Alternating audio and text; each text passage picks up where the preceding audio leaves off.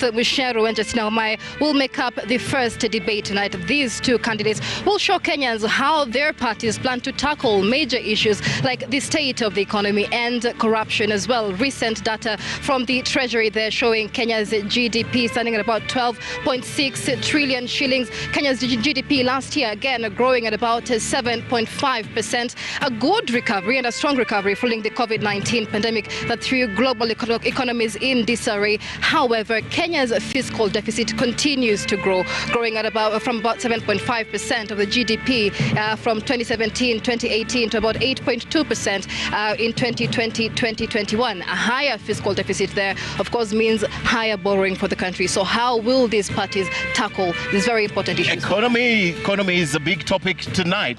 And of course, with 22 million of you going to the ballot, it's important that you know what they stand for. I mean, Kenya is the biggest economy in this region. So whoever is at the top matters most for not only the East Africa region, but beyond. And as Michelle mentioned earlier, we're not alone in this. This is a joint broadcast by all the media houses. It's being streamed live online. It's also not television station and most of the radio station. Now, on the other side, my colleague Nimrod Tabu is also standing by. And Nimrod, perhaps a lowdown on what you know about these candidates and what they present tonight right here at Kwea. Nimrod?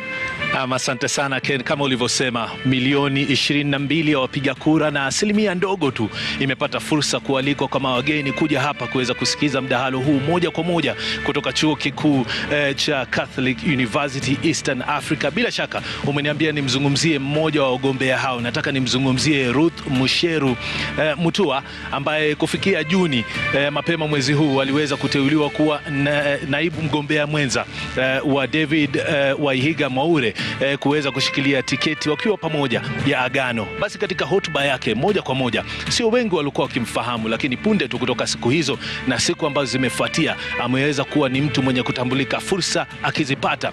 Anazungumzia masuala ambayo wanataka katika chama cha Agano kuweza kukabiliana na masuala ya ufisadi. Vile vile amesema ikiwa atachaguliwa kuwa mgombea mwenza katika tiketi ya Agano, vile vile atakuwa ni mwenye kutetea maslahi ya kina mama, wanawake na wasichana. Isitoshe, pia atatetea jamii ambazo zimekuwa zikitelekezwa na serikali tofauti hapa nchini. Lakini si mengi yanayofahamika kumhusu, kwani hajakuwa katika safu ya siasa ama uongozi katika umma ama masuala ya kisiasa, isipokuwa tu kwamba tunafahamu ameweza kushiriki kazi katika kampuni tofauti. Kama ulivyosema, aliweza kusomea shahada na kupata shahada ya masuala ya mawasiliano. Kwa hivyo ni mzuri kwa kuzungumza masuala ya mawasiliano. Lakini pia nieleze kwa kifupi kwamba alisomea shule ya upili ya State House Girls hapa Nairobi na hatimaye kuenda katika shule ya upili ya Visa Oshwal kabla ya kuingia katika chuo kikuu cha Nairobi na kupata shahada ya masuala ya mawasiliano. Lakini mtazamaji, mimi nafahamika kama Nimrod Tabu kutoka runinga Citizen,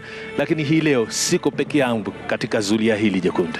Na mtazamaji, bila shaka ukiniita busara na aman nitaitika, na anatoka runinga ya K24 TV. Na bila shaka ni shukrani za dhati kuona kwamba umetenga muda wako na kujiunga nasi katika mchaka wa mdahalo wa manaibu ama wagombea wenza wa rais hii leo hapa katika chuo kikuu cha Katoliki cha Afrika Mashariki. Na bila shaka mwenzangu Mijungu tayari amezungumza mawili matatu kuhusiana na mgombea mwenza wa rais ambaye ni Justina Wamae. Lakini kwanza Tabu jamani, mazingira yako vipi? Mandhari yako vipi ndani ya chuo hiki? Ama kwa kweli yanapendeza, usalama umeimarishwa, wageni walioruhusiwa kufika ni wale waliopata mwaliko peke yake. Kwa hivyo kwa wale ni wafuasi, tunawasihi watazame pale walipo, aidha kwenye runinga, katika mitandao na kadhalika. Naam, bila shaka kabla sijazungumza mengi, kukumbusha tu mtazamaji upote pale ulipo, ukitaka kuzungumza nasi, ukitaka kutuma maoni au hata mapendekezo, basi tuma kupitia ujumbe mfupi. Nambari ni 22843. Nambari ni 22843. Lakini mtazamaji, kumbuka kwamba mdahalo huu unakuja wakati ambapo taifa linakumbana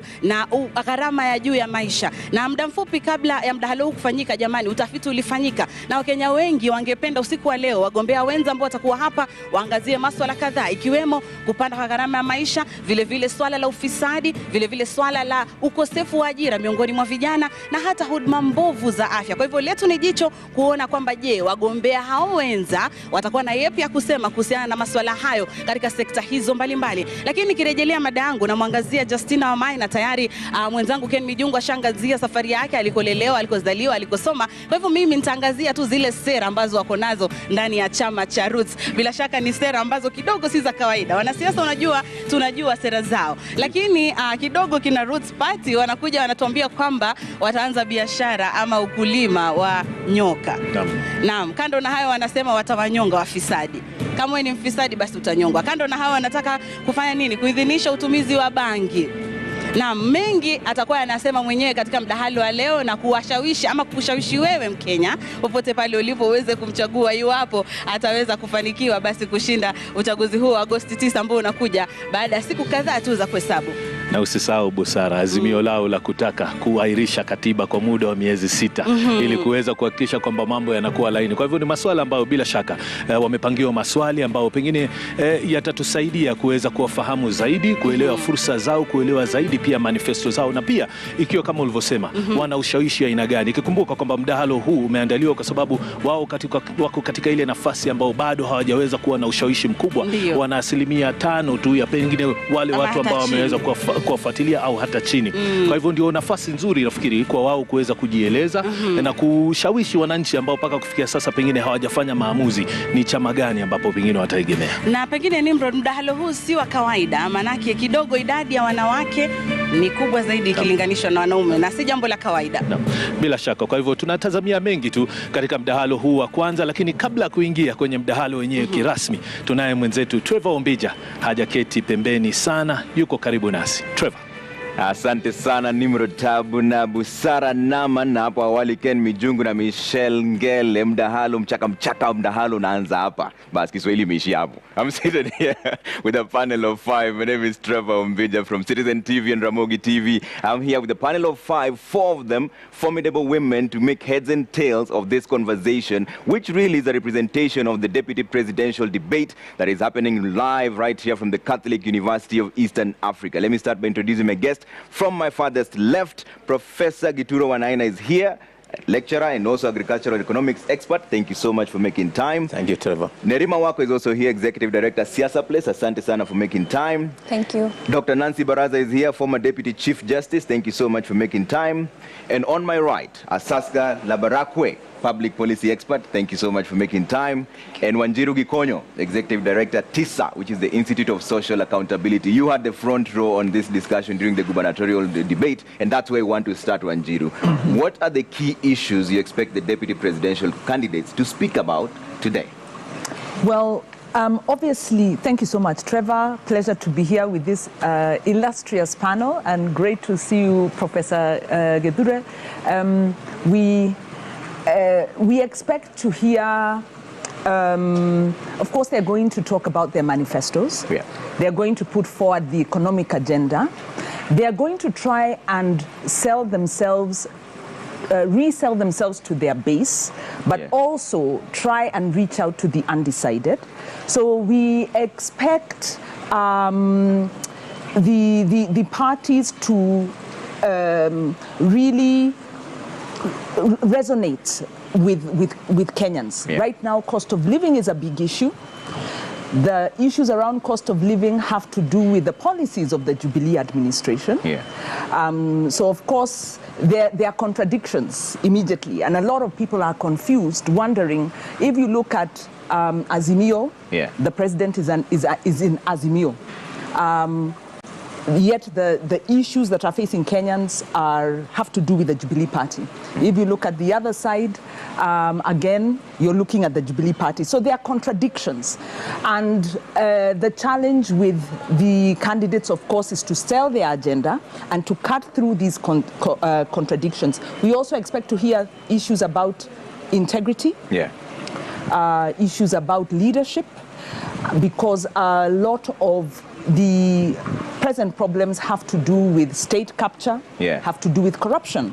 Our finding in civil society, within 3 years of the administration being in power, there were 19 mega corruption scandals. It was unseen. The amount of looting and the levels of looting have never been seen before. So we want to get some reality checks and hopefully more truth than propaganda to enable Kenyans make good decisions. Asaska, what are the key key issues you want the deputy presidential candidates to speak about as a Kenyan living here? Thank you, Trevor. One of the common things that cuts across all the 4 manifestos is the Kenyan economy. And it's just not some topic that is interesting to the politicians. It's also interested to our 22 million voters in Kenya. And why is Kenyan economy coming into the picture at this time and at this period in time? One, it's clear that our democracy space is growing. And number 2, it's also due to recent development. One is a COVID pandemic, which has led to high cost of living, high cost of fuel, there's high inflation. It's currently at 7.9%, even way above the bridge set by the CBK, and high public debt and runaway corruption. So definitely, if we look at all the 4 manifestos, you'll realize that there are some impressive commitments cutting across. If you look at the Roots party, there's this controversial legalization of cannabis. And also, you'll see that the Roots party is looking outward, not inward. All right. We'll get into those discussions in just a bit, but let me bring in Dr. Baraza on this. Dr. Baraza, what do you expect these candidates to discuss tonight that is of utmost importance? I think I expect them not to come here and electioneer, but talk about real issues. And these real issues include the high cost of living. I think they should be able to tell us and tell Kenyans what they are going to do about the runaway cost of living. Unemployment is a major issue. I come from the academia. We are churning out youth from the universities. They are coming out of colleges and they are going nowhere. They have no jobs. And we don't want a future of all our youth jobless. So I expect that they address that issue and in a very serious manner. Issues of health.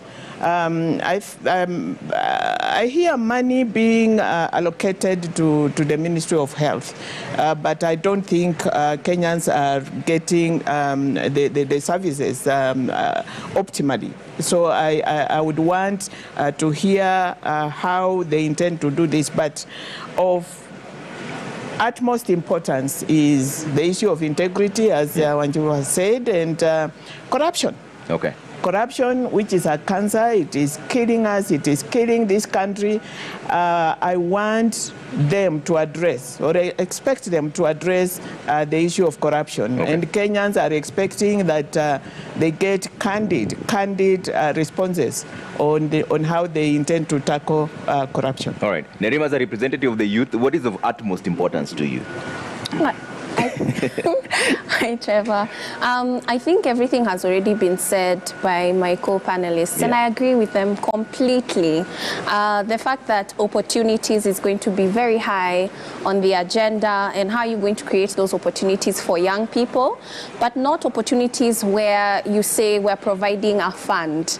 We're very well aware that not all young people want to start enterprises and businesses. Opportunities within agriculture, food security. We are still undergoing a drought, so taking care of the population that is not normally seen as being Kenyan. They're second-class citizens, and that's how they feel, and it's an issue in our country. A lot of youth are in criminal gangs, talking about Mombasa County and even the northern frontier counties as well, and we tend to ignore these communities because a lot of times when we talked about the division of revenue, that's where a huge chunk of the debate came out from, where counties are concerned about collection of resources. So even when we talk about opportunities, we need to be talking about debt. Our debt is just too high, and it's going to fall on the youth to pay that debt. And how are they going to collect resources for that debt? Because as much as we talk about corruption, we need to do something about it. It just definitely needs to reduce. This is also a political season where too much resources has been used in campaigns. My friends.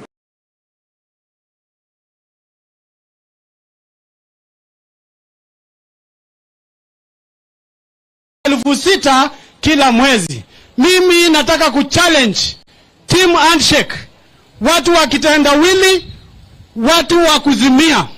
Kama kwa hakika na hiyo serikali yenu, kwa sababu tayari mko hapo ndani, Muna mpango wa kupatia raia shilingi 6,000 kila. Sasa hivi mtutumie kila mtu shilingi 3,300, hiyo balance takuja kuchukua baadaye. Lakini ya tiara, mambo ya tibim, mambo ya ria, sijui mambo ya kutu, sijui mambo ya tui, hatutaki hiyo maneno. Tumekubali. Haya, tuko na Jonathan Mwenge.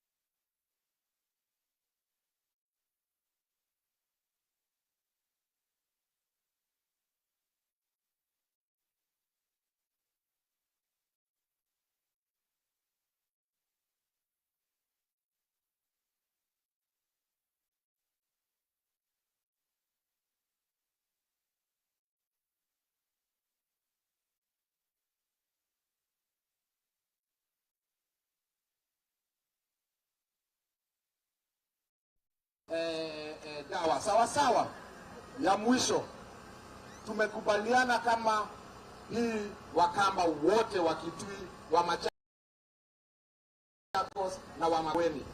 Raundi hii tunashikana na watu wa Mount Kenya, tunashikana na watu wa Western, watu wa Rift Valley, watu wa Coast, watu wa Northeastern, ndio tuunde hii serikali na kuja ya hasla pamoja na wewe Mheshimiwa Ruto.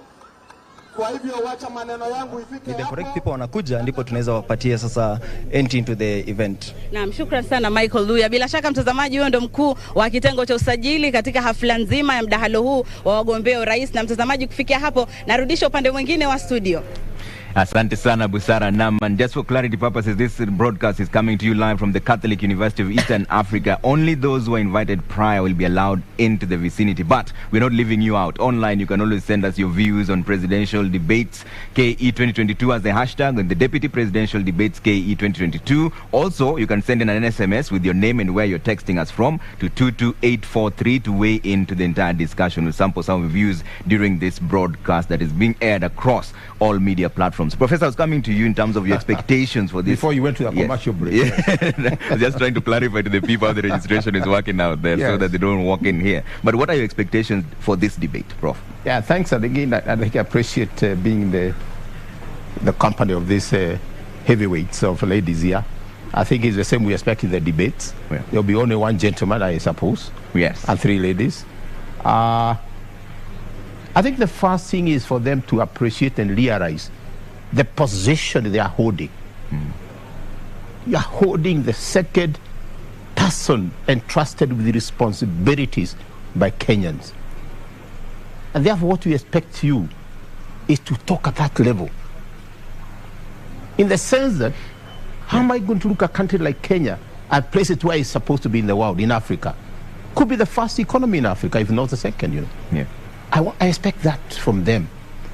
And as my sister talked about here, perhaps it's not a politicking. There's a very different discussion, because here they will be asked questions. When they get to the rural areas, nobody asks them a question. You are talking to the people. Yeah. Here we are debating.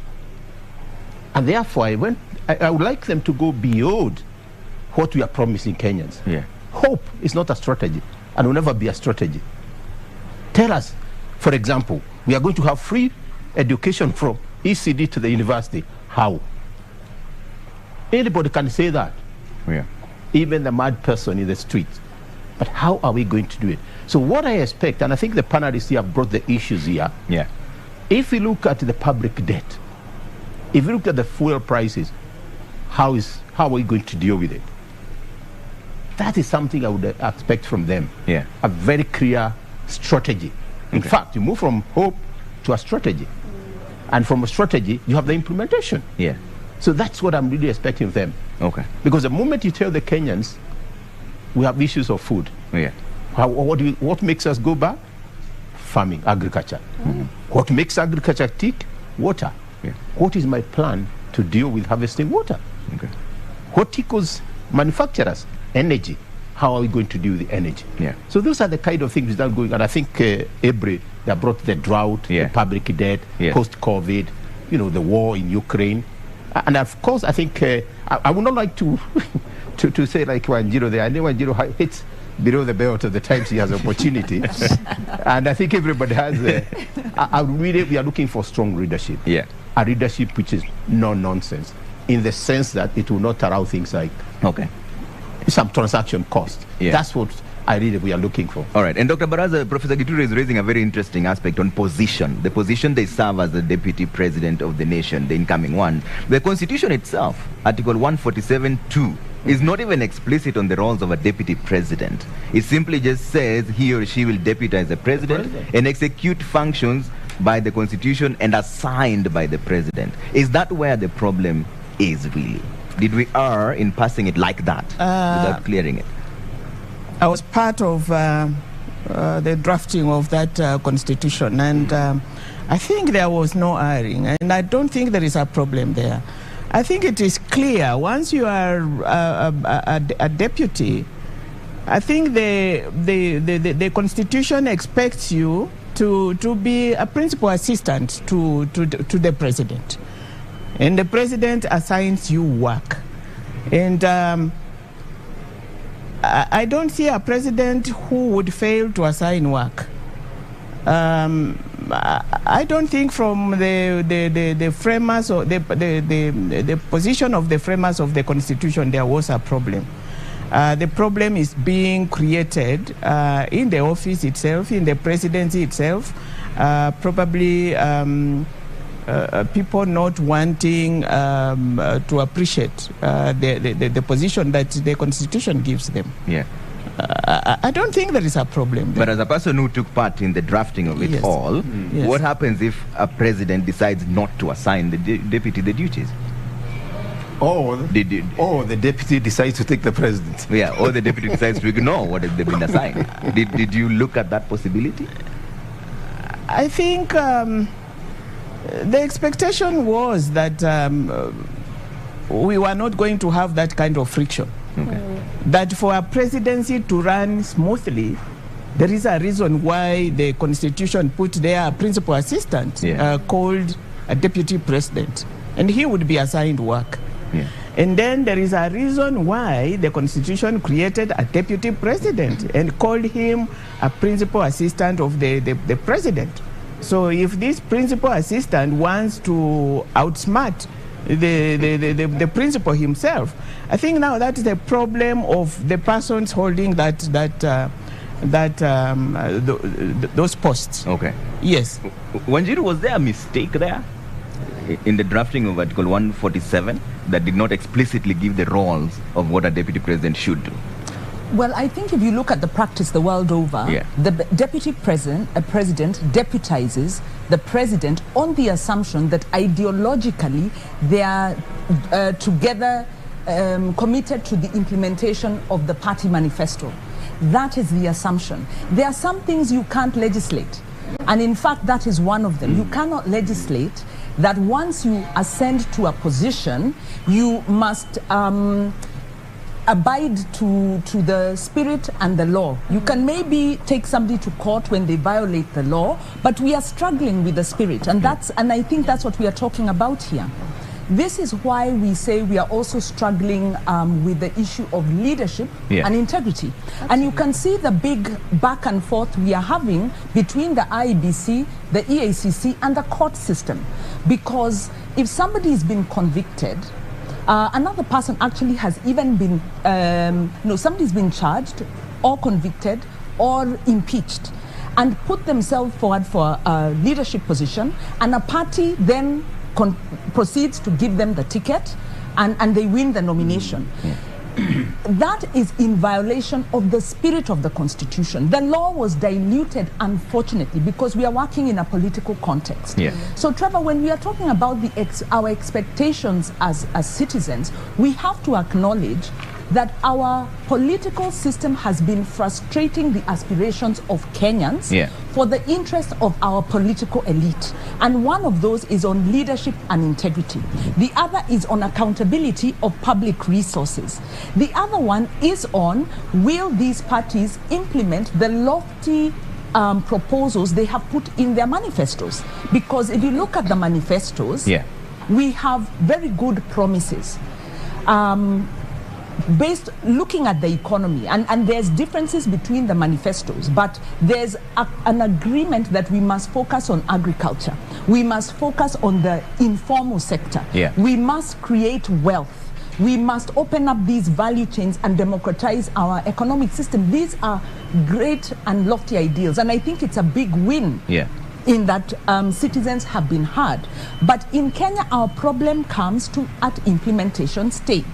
We have a political elite, we have a government administration that really roundly does not implement, subverts the law, avoids the law, evades the law. So that is the big question, and we want to hear what are the tangible proposals we have for the implementation of that. But also, I think we have to look at track record. Professor says that I'm hitting below the belt, but track record is, how do you measure somebody when you know, when you're assessing somebody for an employment position? You look at their ideas, you look at their education, you also look at their track record. What were you doing before? And we're not saying we are witch hunting or moralizing. We're just saying, have you been consistent in terms of your ideological position, in terms of how you've conducted yourself in public? Asaska, I'll come to you. I see you're itching to respond, but I want to show you what's going on right now. The registration is happening as we speak. The auditorium will be full to capacity, 600 strong, all of them invited guests. It's happening right now. If you're prior invited to this conversation, then you're being cleared. There's a tight security check at the corner. The chaperones are there waiting to pick each and every person who they are assigned to. You can see them lining up there. As soon as the candidates come in for debate 1, we will usher you straight to the auditorium when the conversation will begin at around 5:30. Justina Wamae for the Roots party is expected here anytime from now. Ruth Mutua of Agano party is also expected here anytime from now. The moderators will be Francis Gachuri and Zubeida Kome. As soon as that kicks off, we will take you there. But Saska, I was coming to you on this. Is it true what Wanjiru is saying, that it's the political system that frustrates the aspirations of Kenya? Culture. Not the system, the culture. Political culture. Trevor, I totally agree with Wanjiru here. And I don't know if politicians forget that Kenyans do read their manifestos. They do scrutinize it to ensure that it does reflect our needs and our aspirations as a country. I think there is that missing link, because we have beautiful manifestos with lofty promises, as Wanjiru has alluded to. But the thing is, there is no clear-cut implementation roadmaps on how best all these promises and commitments will be executed at the end. And that's what we're missing in this country. It's 6 years since independence. And as much as we have beautiful policies in place, beautiful policy frameworks and regulations, we still fail at implementation. And it's time for us to ask ourselves, why is this so? Why does this keep happening? Prof, do you agree with that? It's only about implementation rather than the policies we have. We have enough laws. And this thing comes in my mind very clearly. I think when Raila was the deputy president or something like that, I remember him in Prime Minister. I remember him in a safari park, and he emphasized, he did actually say in my presentation in 3 words: implementation, implementation, implementation. And I hope we can do that. It's not just the manifesto, even our strategies. I'll give you an example. Kigali Stock Exchange, actually brought from here. The CBC, there are people who have run away with it. And it's something, perhaps, as we look at all this, I think it's also really to see them, all these things they're saying, what is the foundation? And one of the foundation is education. And I think Dr. Baraza has pointed out about here. And I think it's very important to distinguish here. The youth and workers. Prof, hold the thought on the youth in just a bit, because one of the candidates has already arrived. That is Ruth Mutua of the Agano party, and she's standing by there with Michelle Ngele. Let's find out how she's feeling just ahead of the debate. Michelle? Right, Ruth Mucheru, she's the first candidate to make it for the debate here, which is about to begin at 5:30 this afternoon. Trevor, good to see you today. You are the first of two candidates in the first debate. Are you ready? I'm very ready, Kenyans.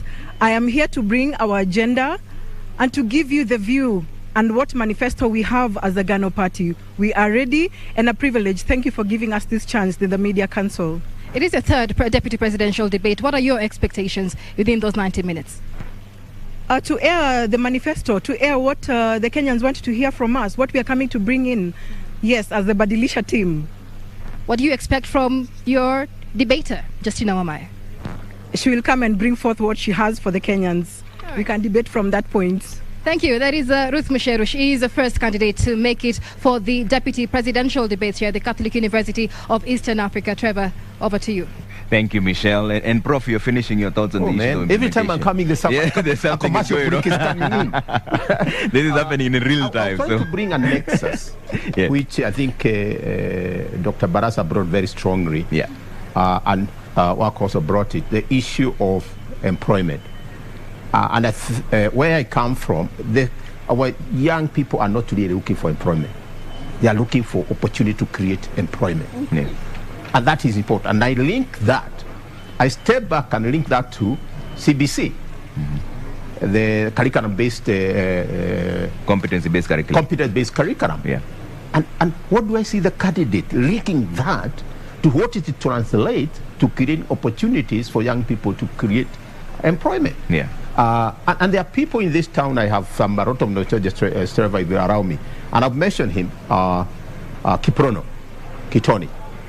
I did happen to have teaching campus, and he said, by then I'm not going to be employed, but I'm going to create employment. That gentleman today has created employment. That's the kind of youth we are looking. Okay. But how do the deputy president, let's say they hold very high position, link that to what happens in the classroom? Right now, there are issues. When you look at the the curriculum we have adopted, very expensive. Curriculum drives everything, but we need to look at in that perspective. But the leadership, Wanjiru, I totally agree with you. I had an opportunity to work in government, and so there's certain terms you use. I remember one time talking with the public service, you don't say they have no skills. Yeah. You say they have limited skills. Yeah. So I could be talking about leadership, but really talking the issue of prudent utilization of the taxes we are paying. That's a big hole. Somebody has to look at that. Because today you go excise duty 16%. Left and right we are being taxed. Yeah. And we Kenyans really we like to pay taxes, but we must see what the taxes are doing. Okay. So I've already have that sting. I think I wish the candidates who are coming, please go beyond your manifesto. We have led them. But tell the Kenyans, if I'm going to do this, how are we going to do it? Yeah. That's what we would expect from them. Okay. Yeah. Let me bring in Nerima on this. And Nerima, let's now talk about the cost of living and the economy. So, according to the Kenya National Bureau of Statistics, inflation has actually reached a 5-year high of 7.9%. Public debt is at 8.5 trillion. So, Azimio is talking about agriculture, livestock farming, and blue economy that will then grow the agriculture sector by 30% of the GDP. Is that where the solution lies as a young person, considering that the average age of a farmer today is 70? Yes. The average age of a farmer is old because, again... You like that word, old. He's, because he's young. He's mature than... That's a better word. Mature. That's a better word. Wise, I don't know. There are some very wise young people. But I would say that it's also because of how we view agriculture. Yeah. You know, even when we look at the vocational training institutes, a lot of times even when people apply or youth apply to go there, it's because it's the last resort. I wasn't able to go into a higher formal institution, or my parents can't afford it, so it's not a place where youth are saying, I am very passionate about doing this because I feel it's an opportunity for me. So we have to change the way we view agriculture and also see that agriculture can also produce opportunity for young people. Once youth see that transition, you will not even need to advertise for youth to enter agriculture. They will come on their own. And also, I agree on Prof's point in terms of youth looking for opportunity. But this country is not very conducive toward small businesses, medium-sized businesses, and young entrepreneurs. It is a struggle. The number of youth who even struggle with, say, the paperwork required and the costs of it, or the taxes to even have that business, it clamps your company before it can even continue to exist. And a lot of them do not last more than 3 years. After 3 years, they are done and dusted. And so if we could focus on, blue economy, agriculture, because a lot of countries are looking internally in terms of specialization, but we also have to remember that this administration was focusing on housing. We've talked about the high cost of living, and one of them is housing. Youth right now, talking about land, owning land, buying a house, building a house is not even part of conversation right now. You cannot afford it. But with this administration, they talked about housing. What happened to that? They managed to do some, but not as many as we anticipated beginning with their term 10 years ago. And number two, they talked about manufacturing. What happened to that? The president had a whole idea of having civil servants wearing Kenyan-owned, Kenyan-made fabric on particular days, which is Friday. Yes. But then what has happened with that? Even when we talk about implementation, the culture to want to support Kenyan-owned businesses is still far behind.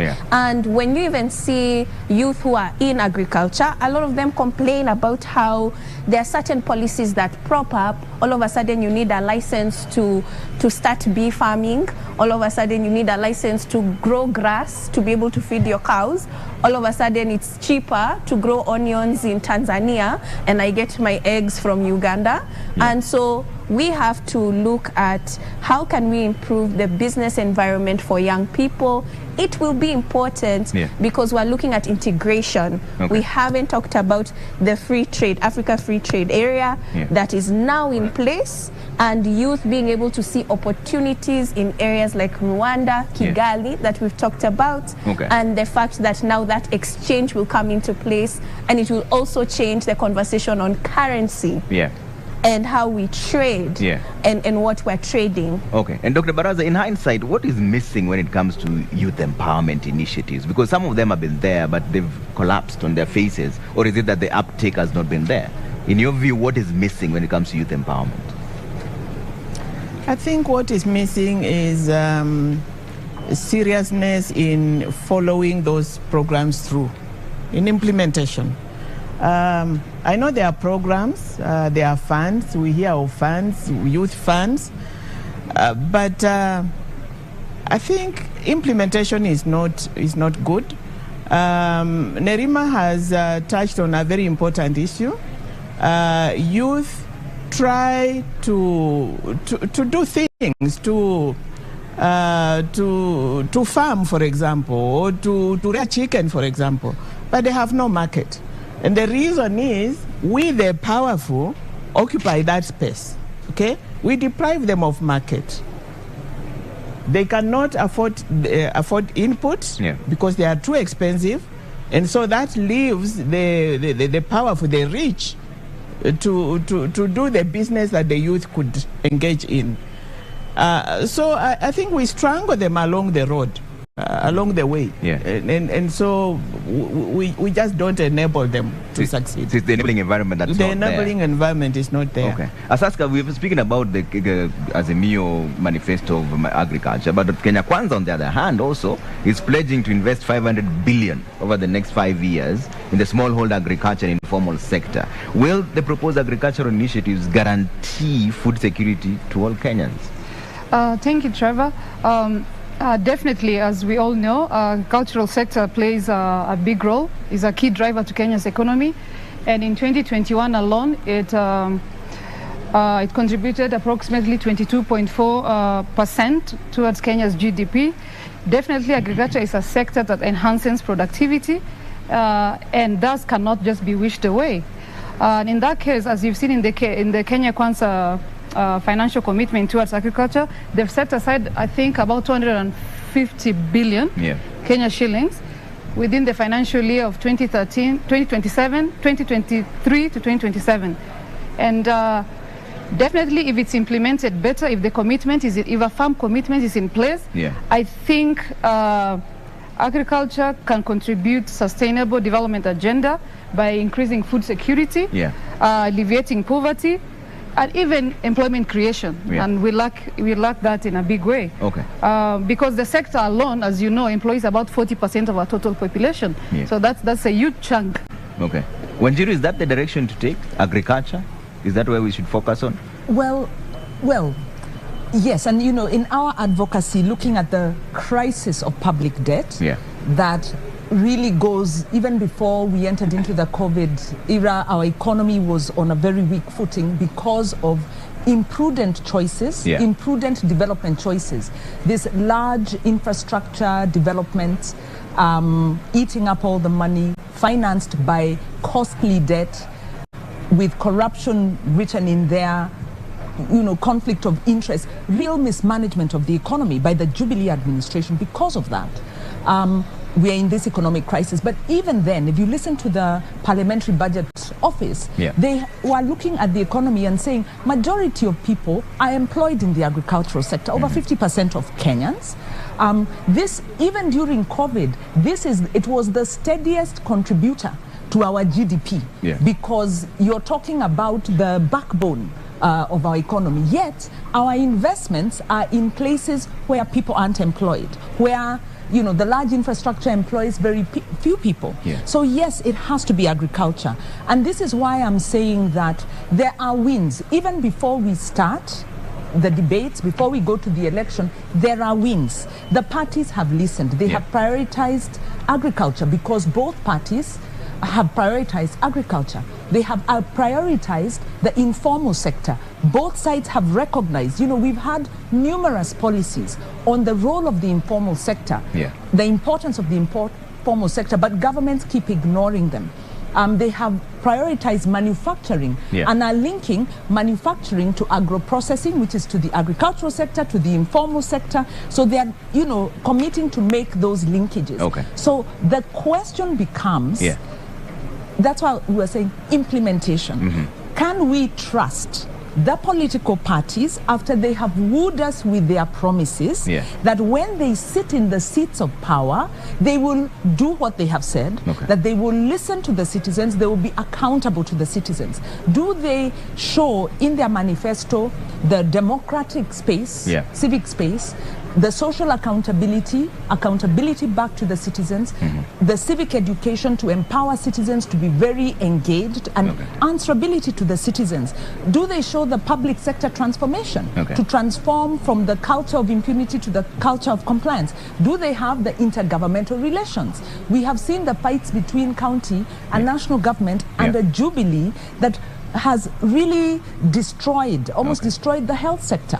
So are they speaking to the culture change that we need and the accountability that we need to implement these promises? Asaska, you wanted to jump in? Yes, Trevor, let's not forget that African countries, including Kenya, have international commitments in the agricultural sector. And if you remember, in the 2009 Maputo Declaration, most of these countries have committed to give 10% of the national budget towards agriculture. And for many, 20 years down the line, Kenya has not been able to hit that target. It's always around maybe 3.5%. So it's a shame that we're not really prioritizing an industry that enhances our productivity and drives our economy. You asked the issue of agriculture. Yes, Prof, and that's right down your alley. It's like as an agricultural economy of my life. Yes. I think there's a simple reason why we should concentrate on agriculture. You had lunch. You have supper. You have... It's there. We demand it. That's the bottom line. But I think the question you asked, and I think panelists, maybe something we need to look at. What do we need to do? Because we all know. And I'm always get baffled. We know, but we're doing nothing about it. One, I think it's important to reflect back in terms of the skills we provide for the youth in the education system. And deliberately will be geared. How can a country like Ukraine, probably in one of our counties, be supplying grains to the world?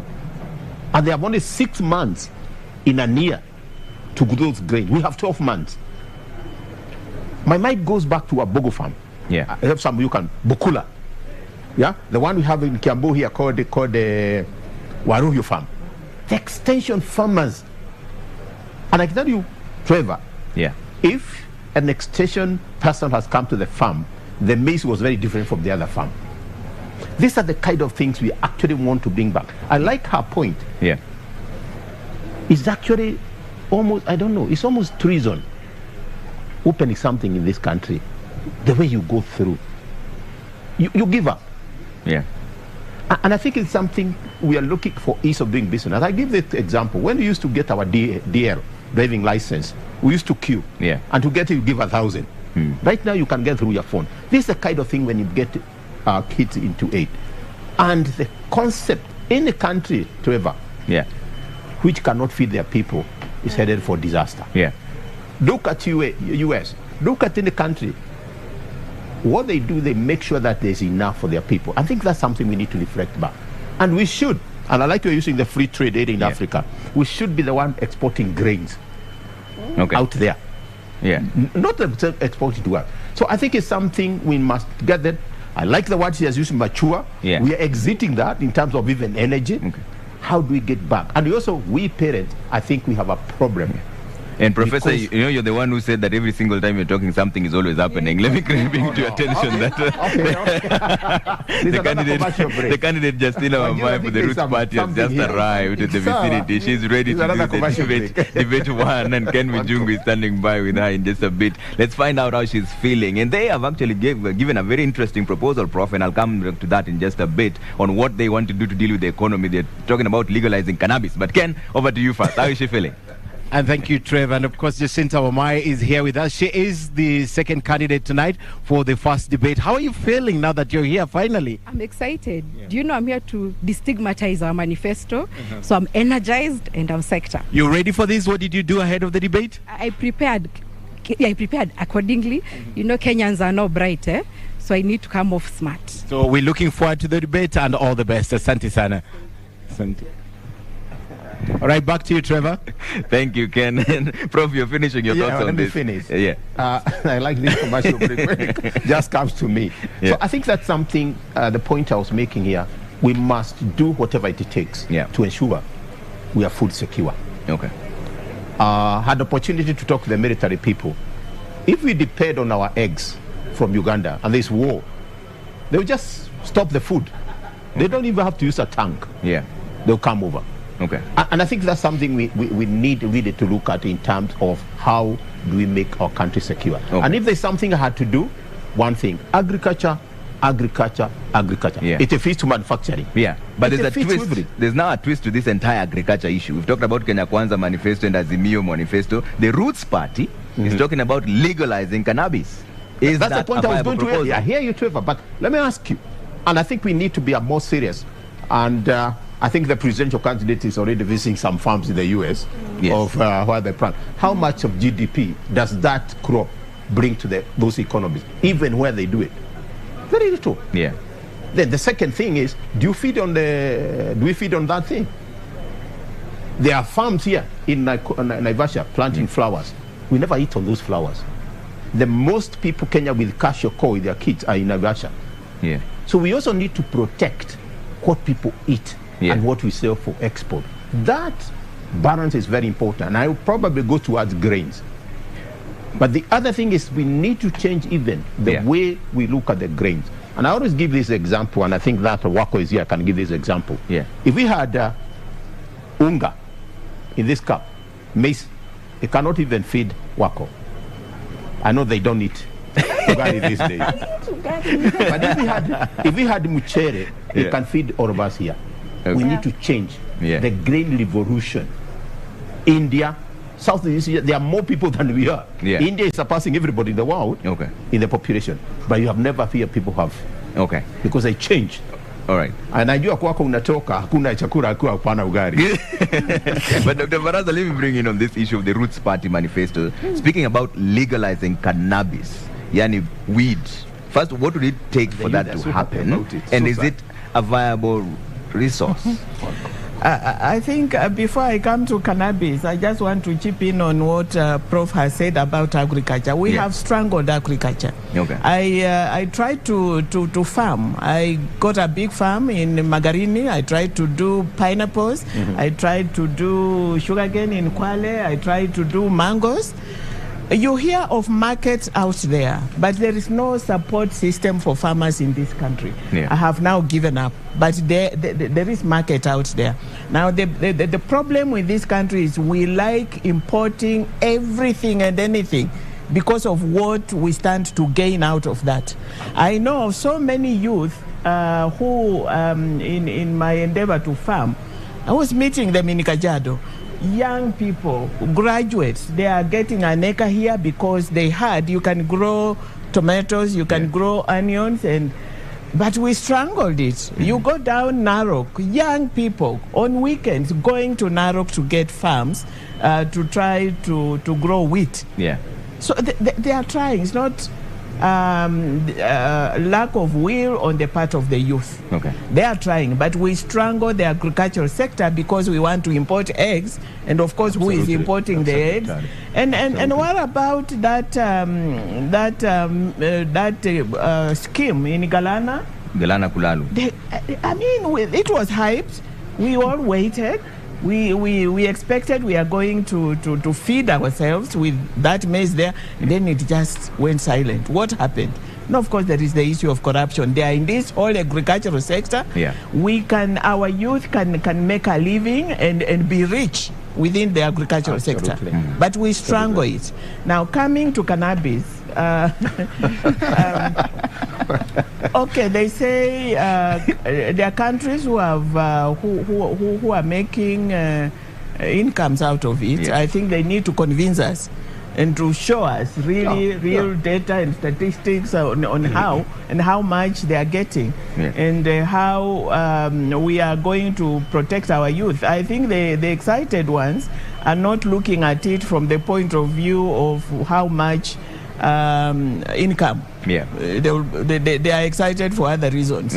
So we need to be convinced that it's not a dangerous thing that we are driving our youth into, and that actually wherever it has been legalized, wherever it has been made as part of the agricultural sector, that it is giving them the returns that really going to the economy, to improve the economy. All right. And Wanjiru, is this an alternative revenue stream? Because it is in their manifesto, the Roots Party of Kenya manifesto. It is in their manifesto, and if you'll allow me, I'll just add something on the excellent points raised on the agriculture sector, which is it's important to prioritize agriculture. It's important to recognize a lot of agriculture in Kenya is smallholder farmers.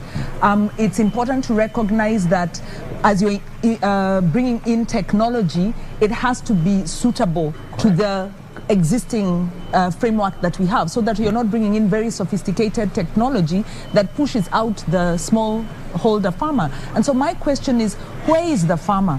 Where is farmer's voice? What is the governance system within the cooperatives? How do we, reawaken the cooperatives and the SACCOs that support agriculture? So I think much as we are talking about the technical and the economic priorities, we must not forget the governance. We must not forget the social accountability, the citizen voice and role, because that's Article 1.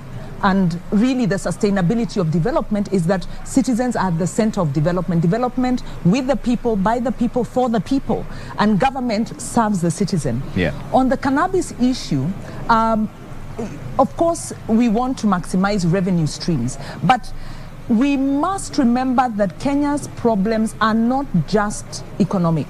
We also have social problems. We have political problems. So one of the things I'm finding with the discussion we are having is that there's a strong emphasis on economic needs, which is really, really good. That's progress, because it means our democracy is maturing. But then we are pushing out some of the social and governance issues, they've kind of taken a backstage, and they have to go in tandem. On the issue of marijuana, there is a social side to it. Number one, right now, marijuana is illegal. Bangi is illegal in Kenya.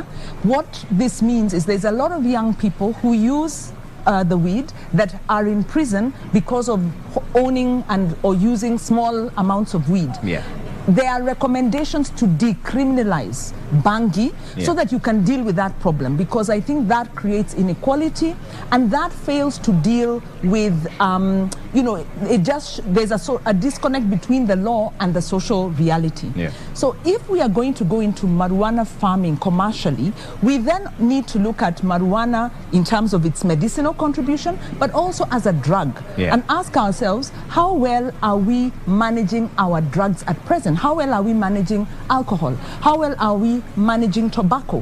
What are the health impacts of these drugs? Because they are drugs much as they are legalized, and marijuana has, you know, different connotations because of the historical context. But the broader question is, what is the social support system?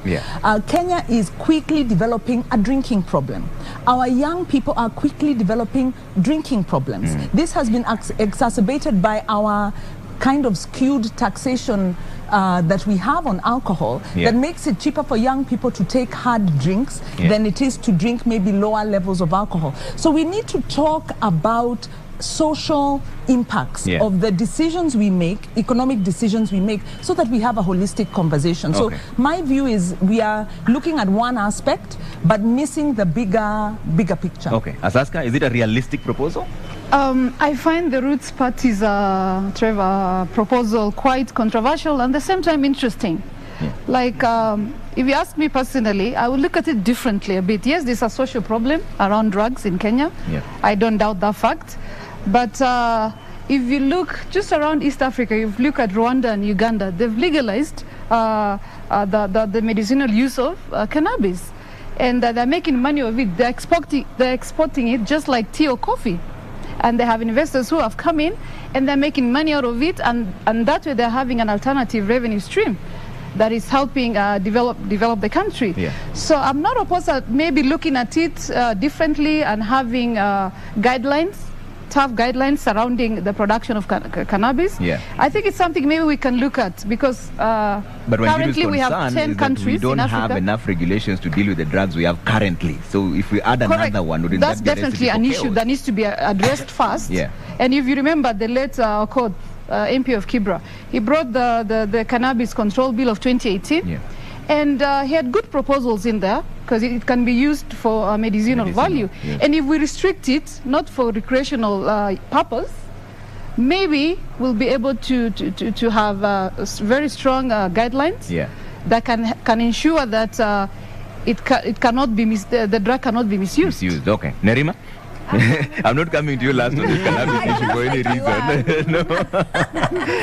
Now, on that one, I like that you've come to me next, because I feel I hold the same opinion as Asaska. It's about looking at the differences. It's interesting. It really is. We're thinking outside the box because we have to. We're talking about a population that is majority youth, and not only is it now, it will be for decades to come. And we're talking about a global economy and a global citizen population that will continue to grow. Our health continues to improve, the standards continue to improve. So how are we managing? So things that are going to be key is access to resources, climate change, the environment, and managing pollution as we continue to increase and decrease the number of vehicles or the kind of transport and carbon monoxide going to the environment. So for me, looking at the regulations, if it's for medicinal use, it's very, very helpful for many people who are going through all sorts of long-term illnesses. It is even sometimes prescribed, and it's necessary for them to be able to survive. But then I think what a lot of people are worried about is the misuse of that. And it's the same with all the drugs that we're talking about, like Wanjiru has mentioned. So Prof, jump in. I think I'll pick from what he said, and it's economics. If you legalize something, it loses that value it had. You know, and it doesn't become like a gold, the black gold. But I think that what is important, and hearing that it has, and when you're right, it has the value in terms of medicinal. Yeah. I think what we are balancing here is what do we do for export and what we do also for food security. So we need to balance that. So we can sell, but not at the expense. I think the first step is to ensure every Kenyan has enough food. Yeah. That's the first thing. We can still plant flowers. We can plant tea. Tea plays two parts. It plays as an export, but also consume. But it's not food really. Okay. I cannot have tea and I say I've had lunch. Okay. So we think to be careful in that. The contribution to the economy is questionable. And I hope they have done their maths. I've just looked at it. And really no economy, it's actually saying we are getting so much from it. But the most important thing is medicinal, because it's medicinal, it helps us now to be productive in other sectors. Yeah, Dr. Baraza, I know you still want to be convinced in terms of how much money it brings to the economies that have legalized it. But legally speaking, if that was to happen and make cannabis legal, what impact would it have on the previous rulings on people who are incarcerated as we speak for having had some marijuana on them? What impact would that create in the judiciary where you've served before? If they legalize marijuana now, what it will have on the people in the cells? Well, I guess, is the law retroactive? No. I think the law doesn't apply retroactively, but I think the issue here is not the legalization.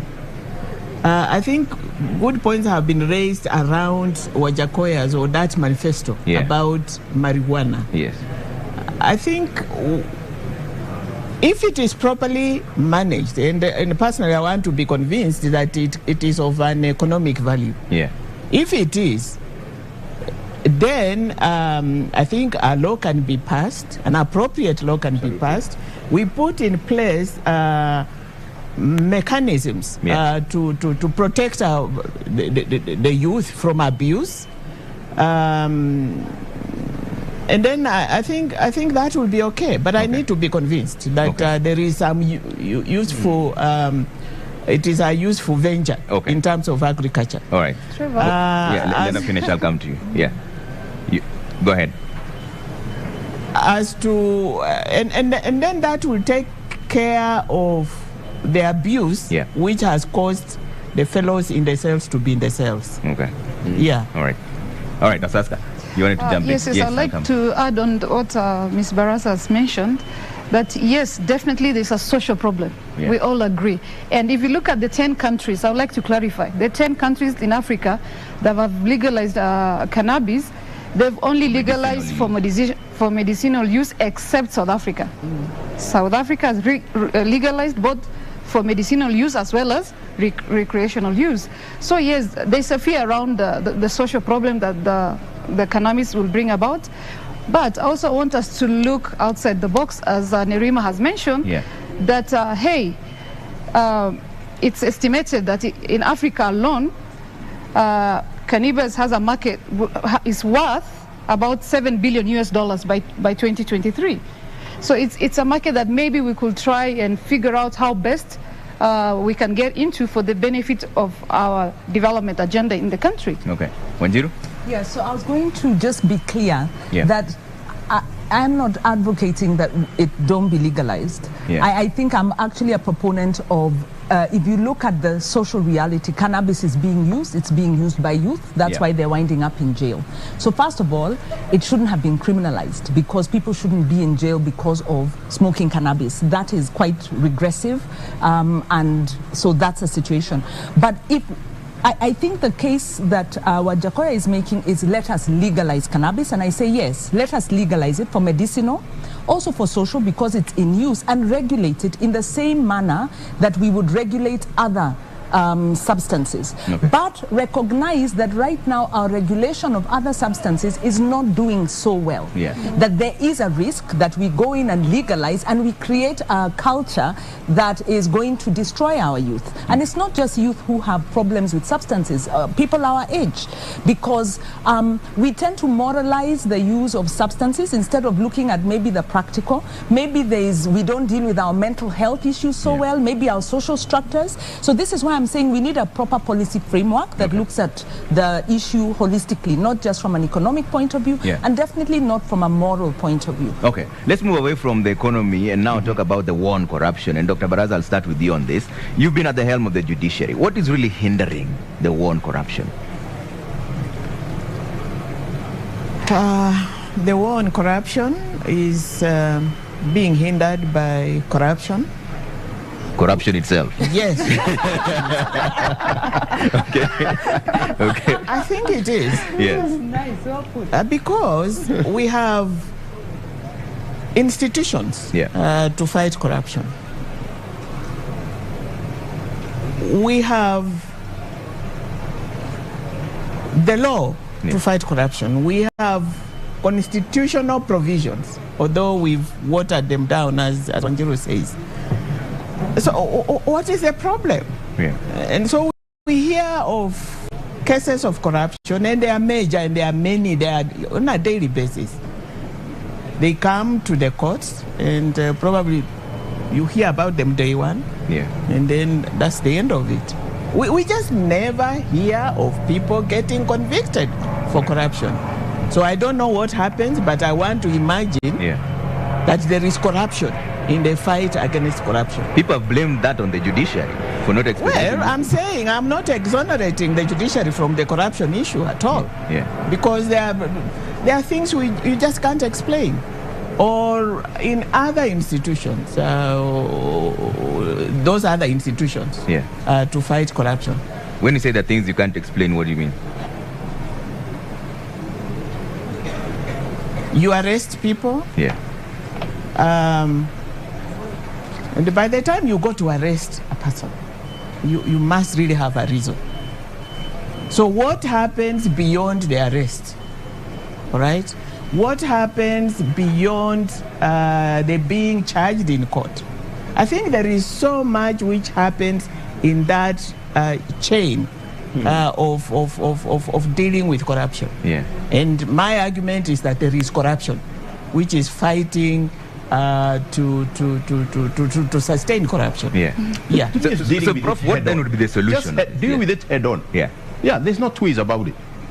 The Roots party is suggesting bringing back the death penalty. Do the head on. And what am I talking about head on? We know some countries, you mess up and you are in. That's it. And look, this terrorism. We, as African culture, we respect leadership a lot.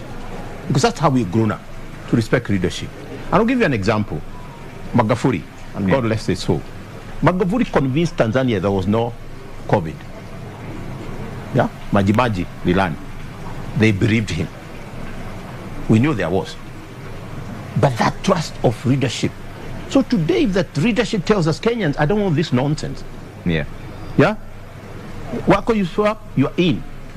When they set it up, stay there until we sort it out. But there's right always the presumption of innocence. Somebody's even going that we cannot arrest her. Fine. You see the narrative you're going. You are guilty unless proved. You're innocent until proven guilty. We'll prove you when you're inside there. But Dr. Baraza, the reason I'm coming to you this is because the animal you're dealing with firsthand. The animal we are dealing with, and let's be a bit serious, and I think we are. The animal we are dealing with, it's what is making our food expensive today. The animal we are dealing with is the one which is making very unsafe to go certain areas. Let me bring back Baraza before I come to the rest of my panelists. How can it be dealt with, having dealt with this firsthand? I think the issue of integrity is what is standing in the way on the fight against corruption. It's corruption. It is lack of integrity. And we should deal with it seriously. Look at the people that we have in our institutions. Are they corruptible? From where I sit, I think they are corrupt people. But Prof, we have enough who are not able to deal with corruption. And that is how those cases go in such a zigzag manner that you never get to get the outcome there. Okay. If they are look at even the word the president. He said last week. Yeah. Huyu atafunga nyinyi. We are looking for people tutafungwa. Okay. All right. Why should a youngster who is perhaps my grandson is on the road with a 33 million car? What the hell have you got the car from? Okay.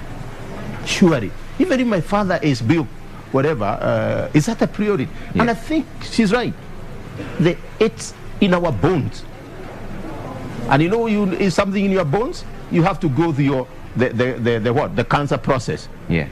You have to go through that process. At times we cut it off. Okay. All right. So here, yes. Sorry, let me just interject. We watered down chapter 6 of the Constitution. Yeah. We watered it down because right now I don't understand how people who are facing charges of corruption are the ones seeking the leadership position. How are they ever going to fight corruption? Our devolution, the gem of our Constitution, what is killing devolution is corruption. Yeah. And they are the same fellows who are benefiting from corruption in those counties. Yeah. And they are the same ones running for positions of leadership. How are they ever going to fight corruption? Yeah. I think their main aim is to come and preserve themselves. It is unfortunate we watered down chapter 6, and so we are going to go in circles on this issue of corruption. Okay, Wanjiru, I'll come to you and talk about this, but let's cross over now to Busara Naman, who's standing by. This time it's not you, bro. Busara Naman is standing by with the security situation at the Catholic University of Eastern Africa, where this multimedia broadcast is coming to you live. Busara?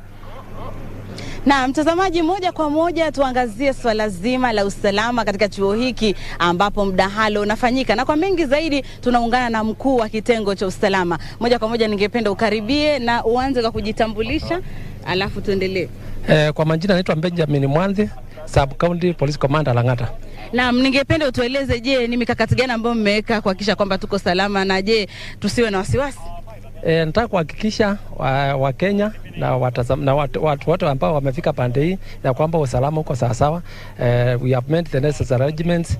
Tumekuwa hapa since the governor's debate, and since then we have been scaling up security. Kwa sasa hizi security kwa sawa sawa, na nahakikisha wananchi ya kwamba wasiwe na wasiwasi yote. Tumeweka usalama ya kutosha. Naam, basi tayari ameshatueleza kwamba kila kitu kiko shwari, inamaanisha kwamba tusiwe na wasiwasi. Lakini cha mno, je, bado mnaangazia ni akina nani wanaingia? Ni waalikwa tu ama mnaruhusu mtu yoyote?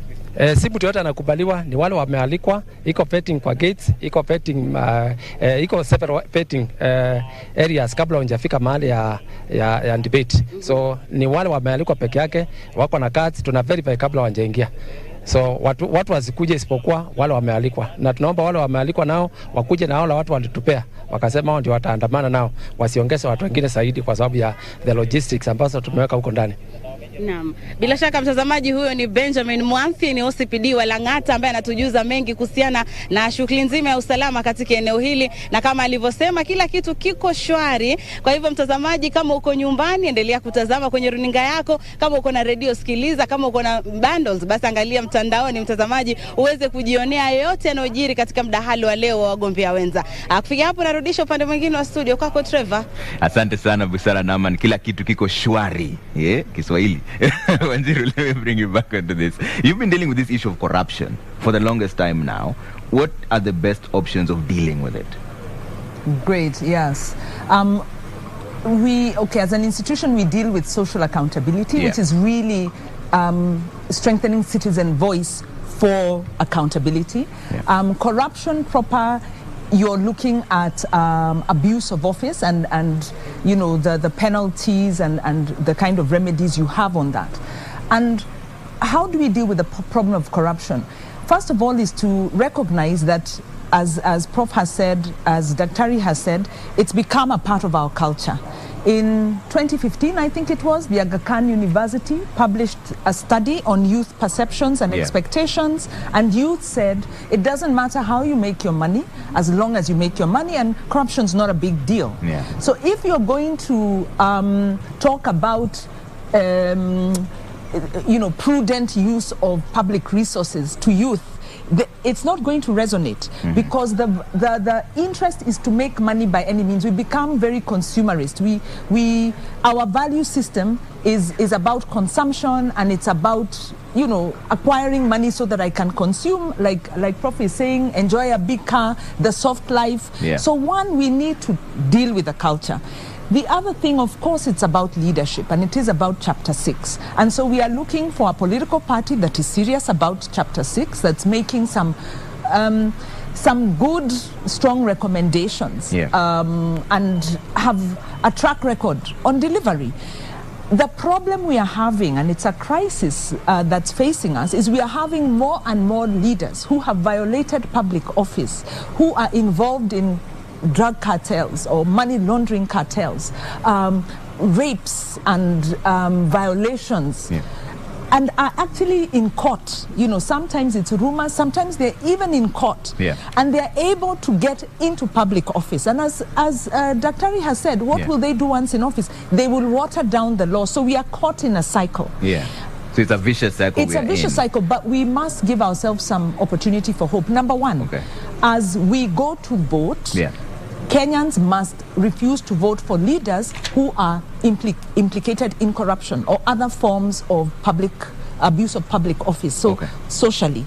Number two, we need to align with leaders who have expressed their interest and have a track record in fighting corruption, and then also in our own... Wanjiru, hold that thought in just a bit. There's an important process that's coming through. This time it's not Prof again, it's you, interruptions coming through. It's crossover twice now, so at least now you're even.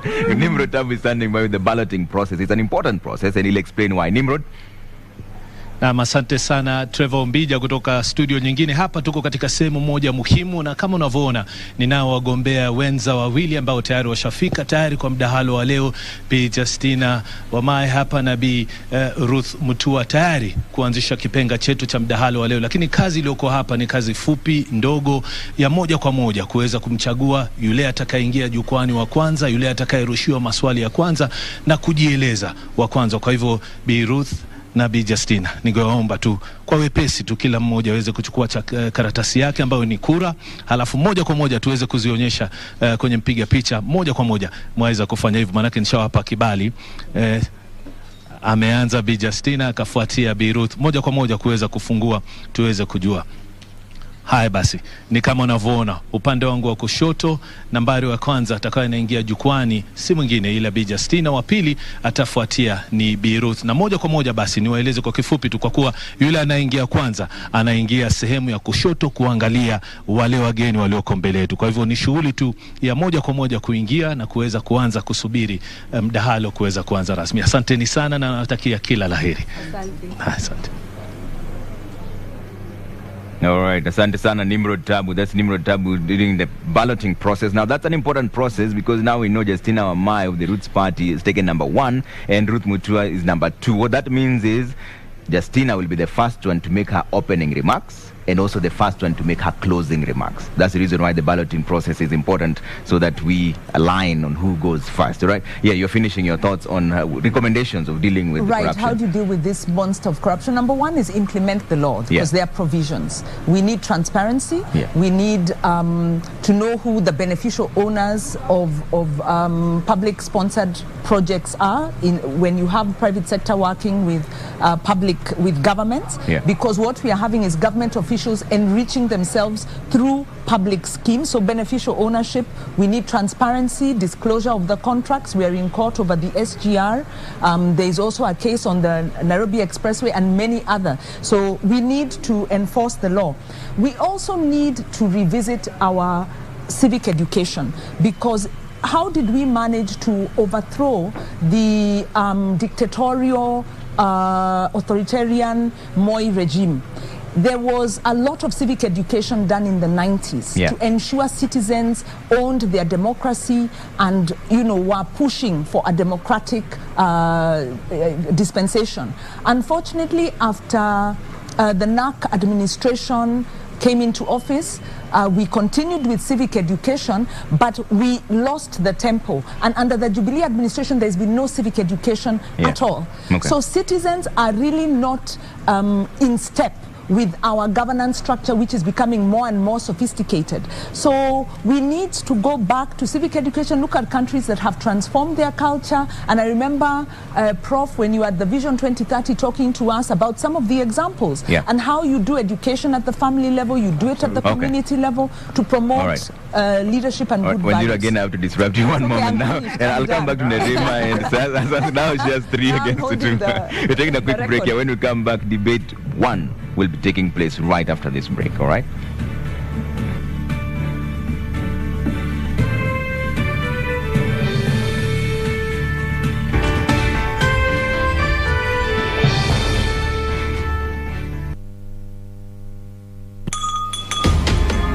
What is a secondary school in Kenya? It ranges from 106 high-cost national schools educating 3% of the learners, where you find ultra-modern libraries and laboratories, the most experienced principals and teachers, and the best teacher-student ratios. To 7,019, some barely established, understaffed, lacking basic facilities, sub-county schools, educating over 60%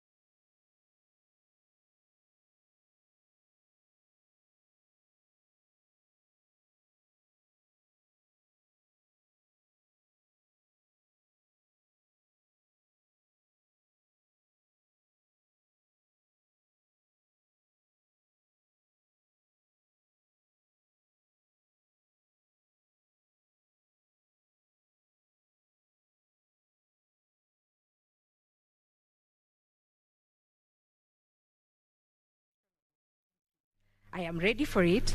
My educational background in procurement, having a master's in procurement, links with the public service. We are out to run an efficient government, a government that looks into how we are managing our money. So that gives me the upper hand. And again, being 35 years a youth, I can resonate with the challenges the youth are facing. Besides, I had ran for Mavoko in 2017, member of National Assembly. And many people were asking why the member of National Assembly. My drive then was to go into National Assembly and formulate and sponsor bills that are youth responsive. So when I speak here, I know the plight of the youth, I know the plight of the women, and my focus is telling the Kenyans the truth, that it is not easy, but we are going to make it. The future is beautiful for Kenya, and that is what Ruth's party stands for. Naam, shukran sana Bi Justina. Bi Ruth, una muda wa dakika 2 kuanzia sasa kutueleza mbona unatosha kuwa makamu wa rais wa Jamhuri ya Kenya. Asante sana Zubeda. Nashukuru the media council that you have given us the chance to sell our manifesto and tell the Kenyans what we have for you. I am Ruth Wamboi Musheru. I am a daughter. I am a wife to one Mr. Mutua. I am a mother, and I'm here before you to tell you what Agano is coming to change, and the required change that all Kenyans have been waiting for, and to ensure that whatever you desire and whatever you want to achieve, Agano gives you.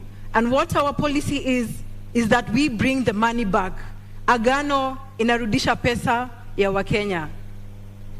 Welcome. And once more, Madam Justina, the role of Deputy President is outlined in the Constitution. Yes. Do you understand that role well?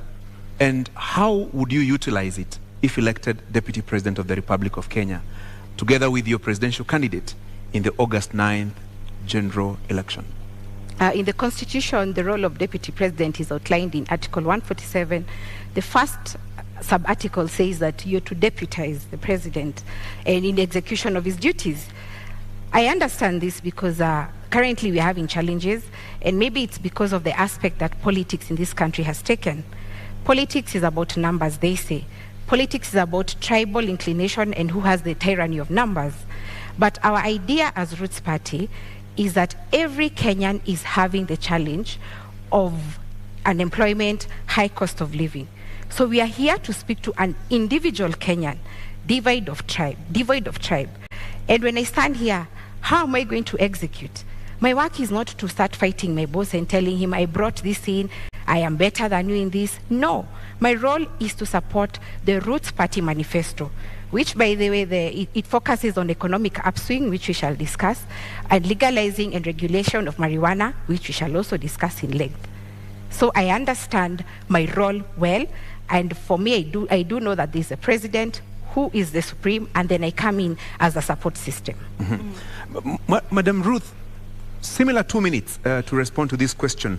Your understanding of the role of Deputy President, yes, and how would you execute that function of Deputy President if elected in about 20 days? We know that Deputy President is the second highest political seat. So my business is to assist the President. My business is to sit in while the President goes out on duty.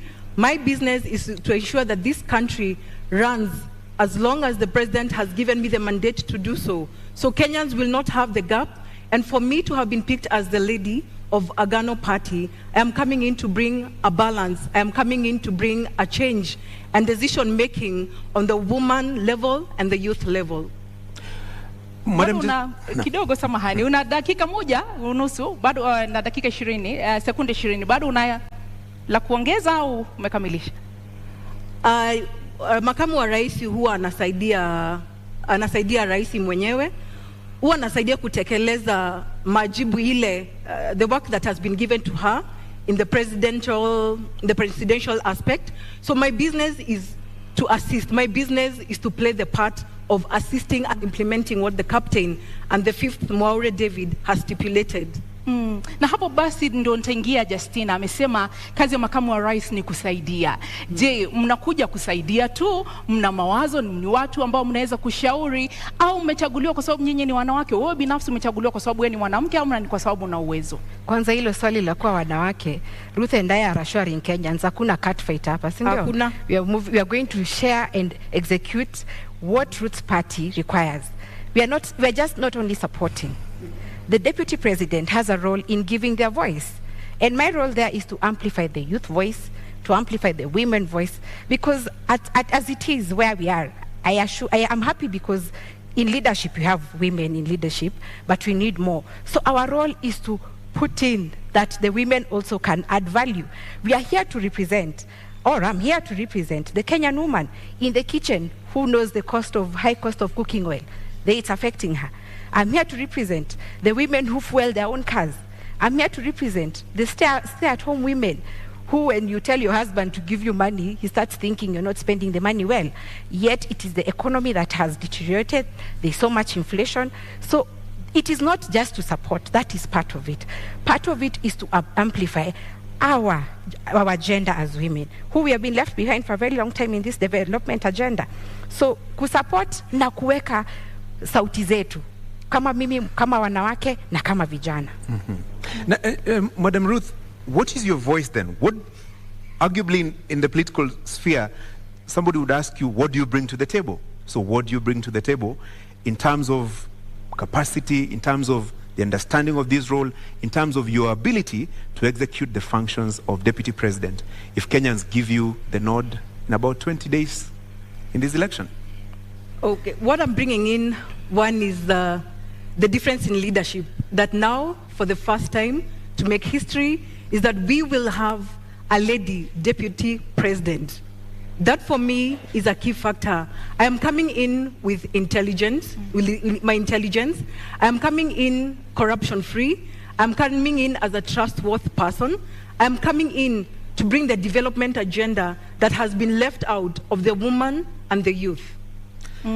Na Bi Justina, inakutia wasiwasi kwamba kwa upande mmoja mnaonekana ni kama kidogo kama Ruth party mnakuja kukiuka maadili? Unaogopa kwamba hiyo inamweka kidedea Bi Ruth katika kinyang'anyiro hiki, kwamba unaonekana nyinyi mnakuja kuharibu, yeye inamweka kidedea katika kuvutia kura zaidi? Inakutia wasiwasi?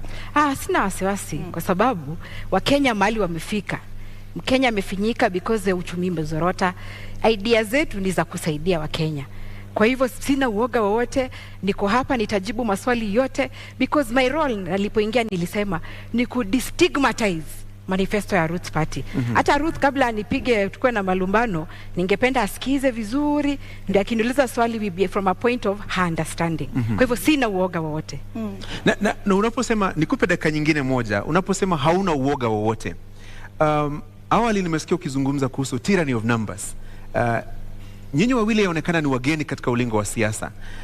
Hauoni kana kwamba kuwa wageni kule kuna wapa ile disadvantage mkilinganisha na wale ambao pia wanagombea wadhifa huu wa kuwa naibu rais? Nyinyi ni wageni kwenye ulingo wa siasa. Ndio, naweza kuwa mimi ni mgeni, lakini mgeni huja na heri njema. Miaka 30 tunaobishana nao wamekuwa kwenye siasa. Tyranny of numbers imetumika kila saa kusema watu wetu. Lakini kama iko sahi, ni kila Mkenya awaze ajiulize, hawa viongozi ama hii serikali inanifaidi aje kibinafsi? Kwa hivyo mimi na Roots Party tunaleta a mind shift, change of mindset. Mkenya akuwe selfish kivyake, aseme ingawaje kabila langu liko uongozini sijasaidika, lakini hawa hata kama sio kabila langu wako na agenda na wanataka kupeleka Kenya mbele. So I'm not scared in any way. Anakutisha Ruth? Anakutisha Justina? Not at all, not at all. Tuko hapa kuleta mabadiliko ile Wakenya wanatarajia. So we are coming in to bring the change. Hii ni uongozi mpya. We are not frightened with the fact that there is tyranny of numbers. Those are numbers. But the actual fact is Wakenya wamechoka. Tumekuja kuleta mabadiliko ile wamekuwa wakingojea. Madam Ruth, 30 more seconds. Where are those numbers? Unasema you also have your numbers. Where are those numbers? The numbers are there, Francis. You know, as the fifth Mwaure Wahiga said, some of these research institutes have been sponsored. So what they are doing to us and the Kenyans is reverse psychology. So that means they're trying to say the tyranny of numbers has an upper hand. Lakini ninataka kueleza kuna mabadiliko na Agano iko site watu wakate simu. Na vile vile Bi Justina, yes. Tunapoangalia katika uongozi na katika nafasi ambayo mmesema kwamba mnaielewa vyema ya makamu wa rais. Tuseme kwa mfano kesho mgombea urais kwa tiketi ya Ruth Party awe kwamba hawezi kuongoza. Tuseme umechaguliwa. Nini ambacho kinakupa hiyo motisha au uweze kuwa na ule ushawishi wa kuwa kwamba unaweza kuongoza kama rais wa Jamhuri ya Kenya? Kweli unatosha kuongoza kama rais wa Jamhuri ya Kenya? Zubeida, ukiangalia leadership iko na two aspects, the hard and the soft. The hard ni what you have been doing, legislations and regulations, but the soft is you talk to the hearts and minds of Kenyans. Hearts of minds of Kenyans inasema 5.5 million of Kenyans are unemployed. 1.2 million of Kenyans live below the poverty line of 220 shillings daily. That is what Kenyans are speaking about. Na hiyo ndio inanipatia courage, nasema ingawaje labda amwezi jizungumzia, mimi najitoa na nazungumzia. That is the truth of the matter, that Kenyans are struggling. Pia niko hapa, I'm representing the many parents who take loans to educate their children. Unajua wazazi wetu wakati walikuwa wanaona ati wao wakichukuliwa kazi ilikuwa after form 4 wanaenda kazi kwenye benki.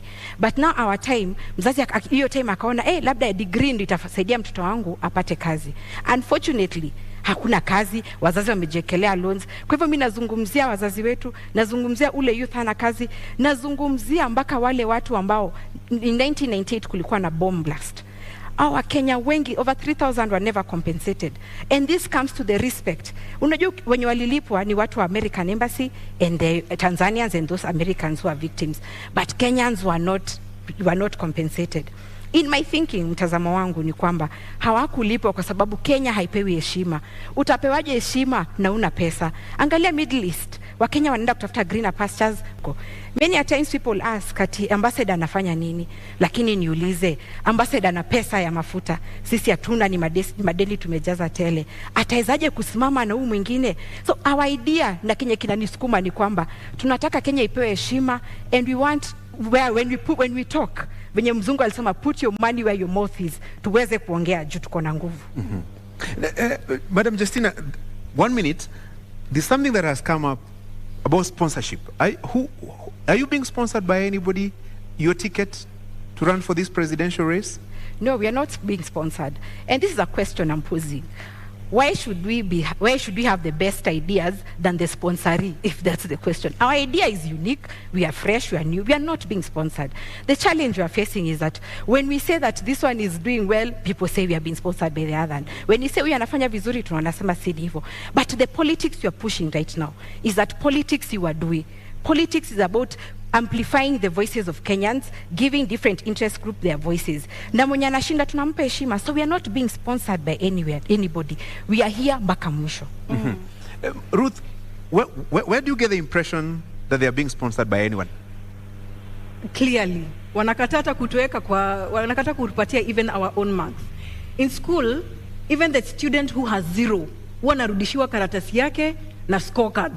Lakini sasa our research institutes wamekuwa sponsored, wanatoa huyu mtoto mmoja, which I seriously think that ni kupunguza, wanapunguza namba zetu. Probably we could be a threat because Kenyans are tired. They want new leadership. Na haswa iwapo hampati ufadhili au msukumo kutoka kwa mtu yeyote, haswa nani anafadhili kampeni zenu kama Ruth Party?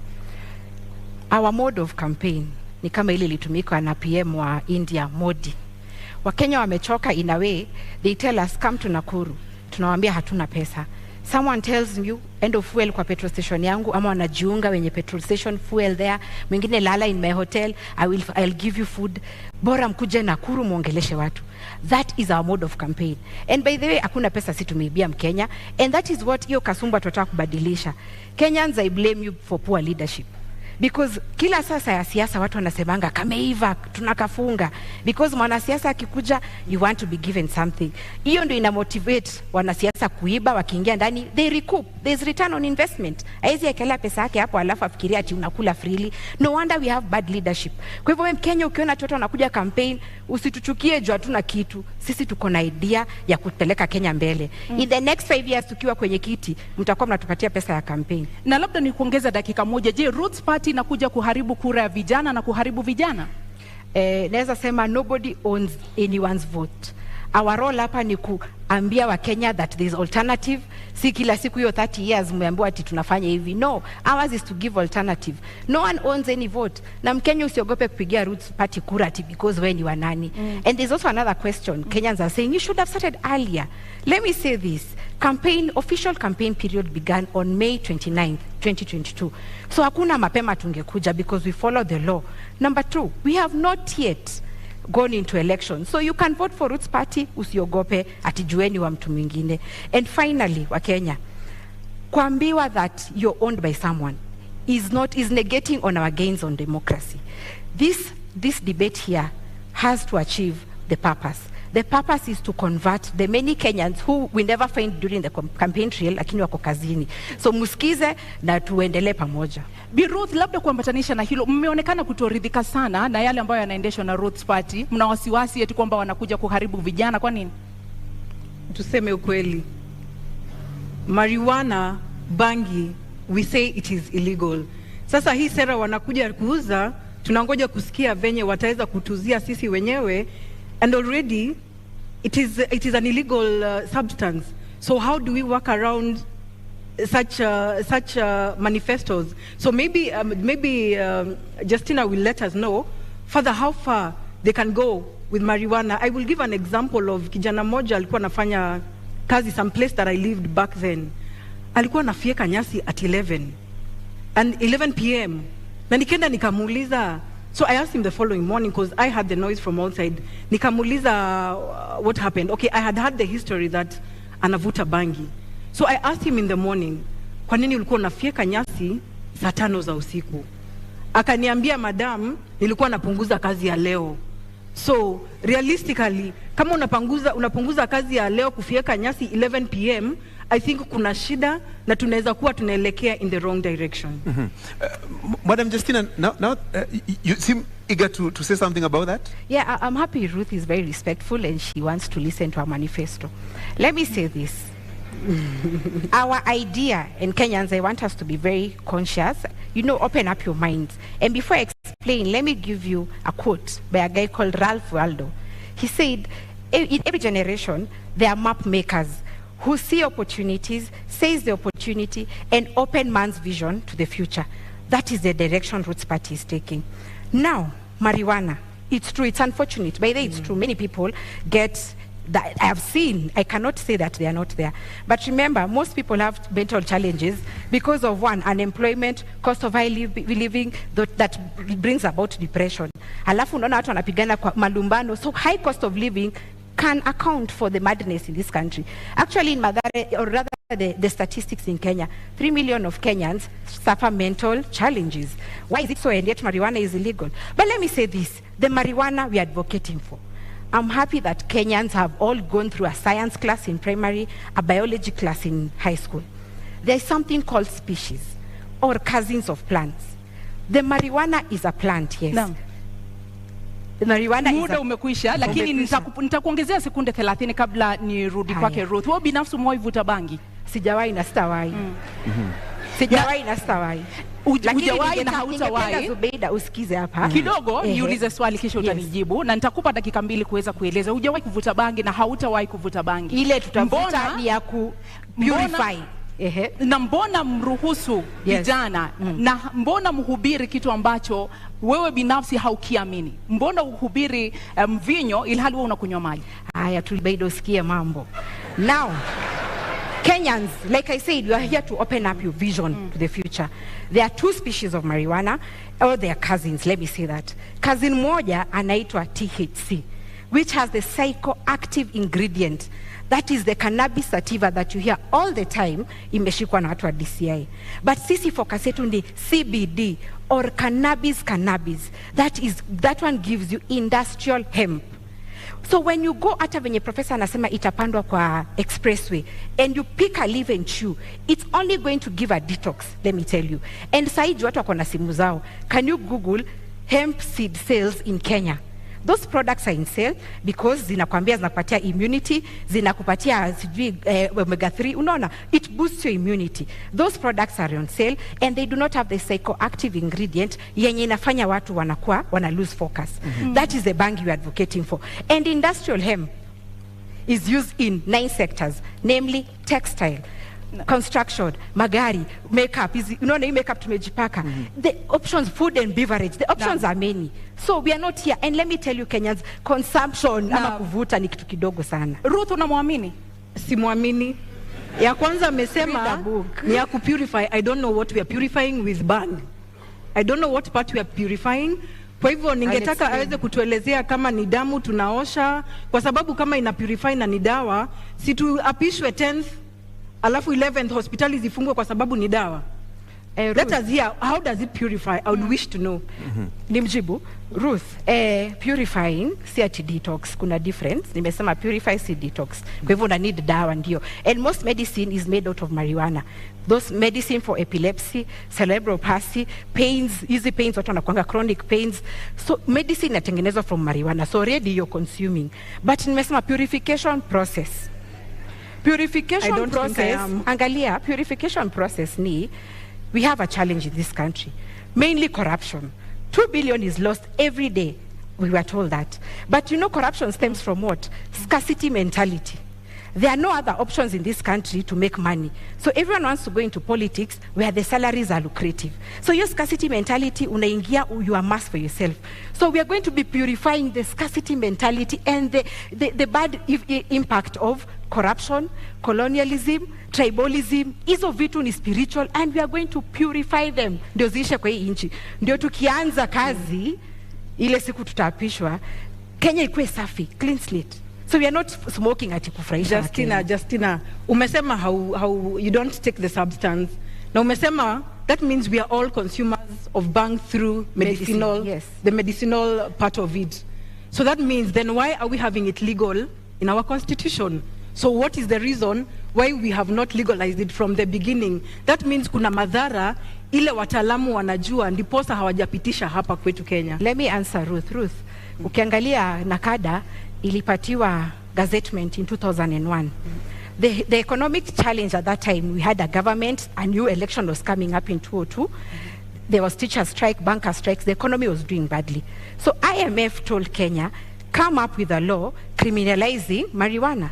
And you know IMF ni akina nani? China is there, France is there, UK is there, Canada is there, US is there, they have legalized. So for them waliona, our jinga joana do, let me use that word.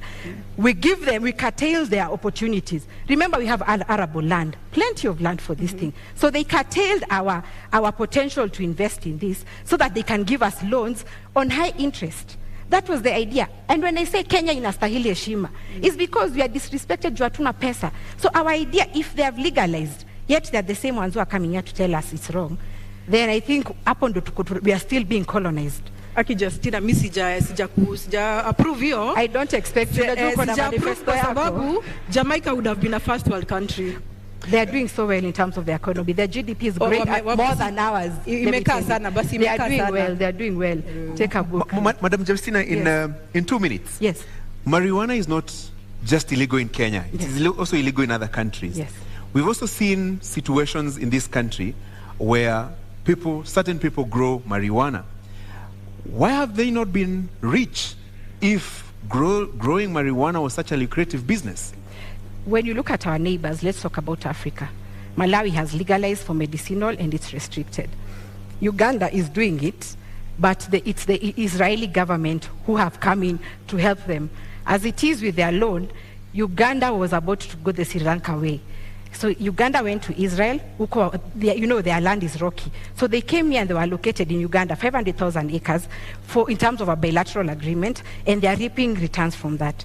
So the other countries, they have done it. Why not us? Why not us? Why should we not do it? That is my question. And like I said, our role is to open the vision, Kenyan's vision, into the future. Marijuana is versatile. I said it is used in 9 sectors: food, beverage, medicine, construction, textile, makeup, easy fiber za gari. A headlight today, ukigongewa headlight yako, goes for 27,000 for those who own cars. But you know why? Because the demand is in Kenya, but the supply iko China. So of course the forces of demand are in place, na ndo maana inakuwa costly. And I'll say this, there is this governor of Minnesota, he was called Jesse Ventura. Jesse Ventura was in wrestling a while back. But why he was fighting for legalization of marijuana in Minnesota was because after 41 years of marriage, his wife suffered epilepsy. And he was pushing because when he took her to South Carolina, she got well. So the idea is, do not control the supply, control the demand by making sure it's going into the 9 sectors that you have said and for export. That is our idea. Madam Ruth, I can see disbelief all over your face. I still do not agree to all this theory. Na ndiposa naambia wa Kenya, kateni simu, Agano iko side. This is not practical. The law tells us clearly that it is illegal to have bang. So how else, na amesema, na yeye mwenyewe alisema ama amesema sahi, that they will smoke bang on the 10th. I'm looking for a happy mother. I am a mother. Ruth, I'm looking for a happy mother CBD, not that will, no, CBD. I am looking, allow me to answer. I'm looking for a happy mother who will attest that mtoto wake amevuta bangi and they are okay. Yeye mwenyewe pia najua ni mama. Nataka kujua, atakubali mtoto wake avute bangi on that 10th. Because for me, I don't think I would allow my children to take it up, nor my sisters and brothers. Good question. And I'm going to answer this question to you and Kenyans as Mama Wambui. I said open up your minds, dear Kenyans. The marijuana we are advocating for is industrial hemp. I think I gave the clarification, not THC. So Ruth, stop belaboring this idea that we are smoking. It is not for consumption. And is it smoking? It is for purification. You can even put it in those things, you nachoma mahali, inatoa scent. So it's not smoking, it's purification. There's a difference. And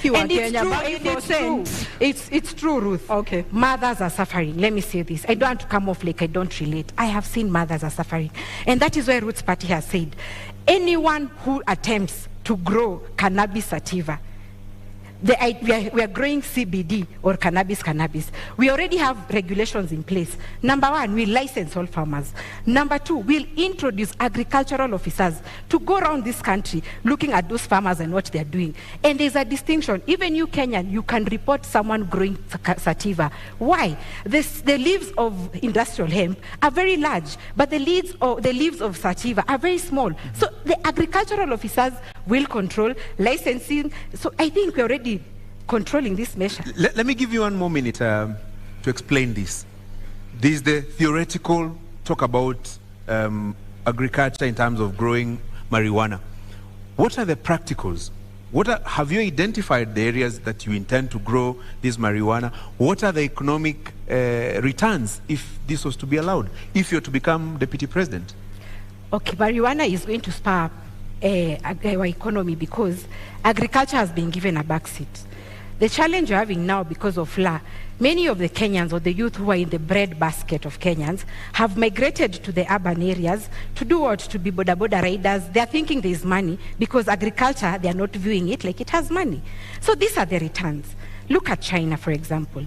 In 2021, they made 1.2 billion USD out of 169,000 acres. That is China. Now look at our case. And by the way, land in Kenya, when you look at the NLC report, Kenya is close to 144 million in acres. 80% they say is dry and arid. 20% is what we are using. So when you bring marijuana will be like crop cover to stimulate our soil so that it can be able to produce other things. So we are focusing on the arid area, the 80% of it. 20% of it is where Kenyans are crowded. So we'll open up space so that we use all the other land that we have. Bi Ruth, kidogo kuambatana na kile ambacho wamesema, unadhani uchumi wa Kenya haujaimarika kwa sababu hatujahalalisha bangi? Wakenya wanaumia kutokana na gharama ya maisha kwa sababu hatujahalalisha bangi? Hapana, sikubaliani na hiyo. Uchumi umezoroteka kwa sababu ya corruption.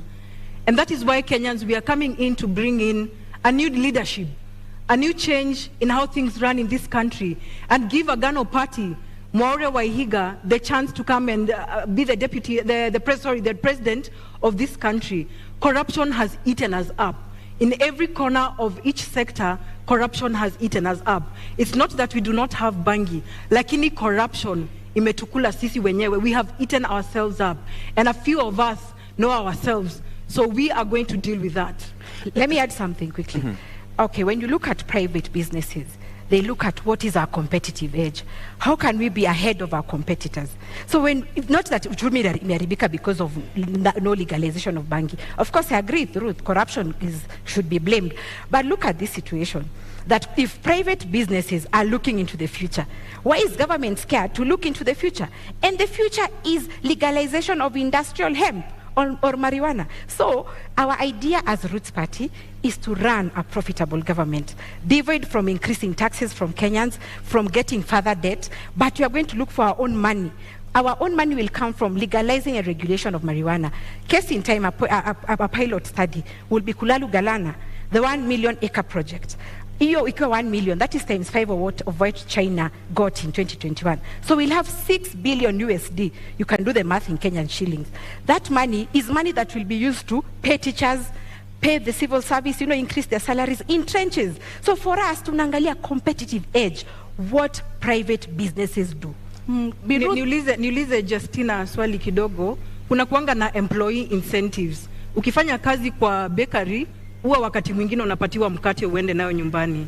Na je, bangi wataenda nyumbani na nini? Wataenda nyumbani na, very good question. Wataenda nyumbani na proceeds of bangi. And it's good you brought me to this idea. The youth in this country, not all of them want to be employed. But hawa vijana wanatafuta capital. Unaenda bank unaitishwa logbook, title deed. Kweli, you don't have. What we are going to do with Roots Party, I told you government owns 10% of 144 million acres. In every county, government land will give 200,000 acres to our youth. We'll have a thing like the YALI project, which we are calling Roots Entrepreneurship Initiative. Tunafanya competition, tunachukua 50,000 youth. Kwa hiyo mradi ya 200,000 acres. Na ujue bangi grows in 4 months. So akishauza hiyo bangi yake, hiyo proceeds, 2.8 million according to hesabu za China, youth atakuwa na capital, seed capital ama capital to boost their business. So you won't take home bangi, Ruth. You'll take home capital for investment. But ni legal, lakini bado watu wanavuta. I don't know how we will deal with those incentives. So those are the challenges in this country. In fact, we should ask the ones who are in government now, why is it illegal and Kenyans are smoking? That's the question to them. Kwa hivyo Ruth, kwako wewe ni kuhalalisha kutohalalisha bangi au ni swala la maadili? Kutohalalisha, the constitution does not allow. Lakini unaona kama inahujumu maadili? Sorry? Inahujumu maadili au haswa tatizo lenu kama Agano Party ni kwamba bangi ni mbaya, haistahili? Ni maswala ya maadili na si Agano Party, ni wa Kenya. Kama it is already legal, it is currently illegal. So how safe is it? How safe is it when we start taking it up? That means we are destroying a whole generation. We're destroying our children. I am concerned as a Kenyan. Zubeida, you're being unfair to Ruth. You know Ruth cannot support our manifesto, so it's true atasema ni mbaya. Kenya. Let me give you some 60 more seconds, Ruth. Yes. Is it a question of faith and values that drives your opposition to the Roots Party's manifesto and proposal to engage in marijuana farming? It is more values. It is more value and faith too, yes. It is more values and faith too. Because I'm trying to look at right now, currently what is happening in Kenya right now. Nirudie statement. It is illegal. Lakini watoto wamejaa madhare. Wamama wanalia pale nje. So I'm wondering how many are smiling? How many are going to smile? How many are educated out there to know that hii ni biashara, mtoto hafai kuvuta? Children are idle out there. Watajaribu kuvuta kidogo, and you know the consequence is going to be what we all know. Tunapoteza ufahamu, tunapoteza future. I think I was clear on the control measures on this, Ruth. Nilisema the seed will be CBD, tutatumia KEFIS, tutapatiana licenses, we'll reintroduce agricultural officers to man or inspect what Kenyans are doing, and we are also going to bring back the NYS, those ones who have graduated, to control government marijuana. So I think the control measures, and that is why we are saying legalize and regulate. Unajua hata ile shamba iko thika pale ya mananasi iko na control measures, lakini bado watu wanaiba. Sasa it is our Kenyans we need to change tabia zetu venye Ruth anasema. Yes, if you take electrical fence, I don't know. Very well. Let me move you now to a different aspect of this debate. Yes. In 2 minutes, Justina, you're not alone in this race to become the next deputy president. You also have Martha Karua, Rigathi Gachagua. What sets you apart from them? And are there issues that you agree with them and their manifestos, and those that you don't agree with? In 2 minutes. Let me first say I respect the ones you've mentioned, because I remember 30 years ago, I was a young girl that had been in politics. So being on the same ballot paper with them is very humbling.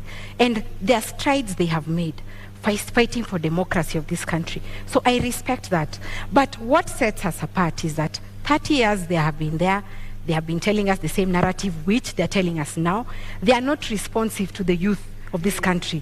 Youth whose parents took out loans to educate them, and they're still living at home because they're unemployed. What sets me apart is because I can relate to the youth of this country who know that unasoma na hakuna kazi. That is number one. Number two, I can relate to the businessmen. Maybe they're in government, they've been in leadership. That is where they draw their salary. But I relate to a businessman, like from where I work now.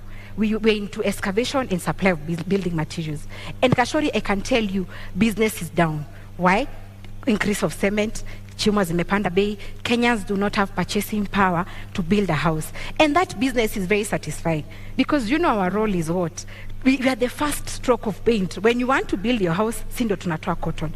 But it saddens me that Kenyans cannot afford. They are not building, and neither are they affording to pay rent. So that is what sets me apart. I know that what we need now is policies and leadership that is responsive to the plight of Kenyans. Madam Ruth, same question to you. This is a political competition. You're not in the race alone. Yes. What would you use to convince the Kenyan voters, to elect you as the next deputy president and not your competitors, Rigathi Gachagua, Martha Karua, and in this case, Justina Wamae? Let's first talk about the other two who are not in this debate. Yeah, at least for Justina, we have probably a lot in common because we are new, we are fresh. But our competitors, yes, they have experience, but they have let us down. I have voted for the last 2 decades. I have chosen the same leaders, so I don't see what difference they are coming to bring in, because I feel like some of them are sanitizing the leaders who have been there. We want new blood, we want fresh blood, fresh ideas, so that we gear this country to a different direction. What is this new idea, fresh idea? What does it constitute? Corruption. Our big agenda is corruption. It has eaten us in big ways and in every way. So corruption is our bangi. So that is what we are after. Then the rest will be able to be balanced out. Justina, the same question. What about the larger coalition setup? You know, let's say the Azimio setup, the Kenya Kwanza setup. Do you see any challenge there that would inhibit you from becoming the next deputy president, for example? No, I'm not challenged in any way. Ashori, I told you that Ruth's party realizes it is wrong, it is very wrong that 5.5 million of Kenyans are unemployed. 1.2 million of Kenyans are below the poverty line of 220 shillings per day. So these people have been in government. I dare say that they are to blame for our current situation, because they never looked into the future when they were there, or the time they've been there. Maybe the future was telling them, legalize marijuana. It's going to set us apart in terms of competitive advantage. They didn't do it. So I'm not scared, because every individual Kenyan, it doesn't matter what tribe you are, what creed or educational background, everyone is suffering. Let me tell you this. ask a woman who has a salon or a man who has a kinyozi. Do you know boys are saying ati beard gun? It's not a maneno a beard gun. There is no money kukwenda kunyolewa. So Kenyans are lacking. Unaona pesa mkononi or the purchasing power iko chini. So I'm not scared because I'm amplifying the voices of Kenyans. Right. Bi Ruth, haswa kwa sababu umetaja maadili, umetaja ufisadi. Kwa kuwe unaelewa vipi sura ya 6 ya katiba? Maadili haswa kulingana nawe ni nini kwa dakika 2? Rudia, maadili, integrity.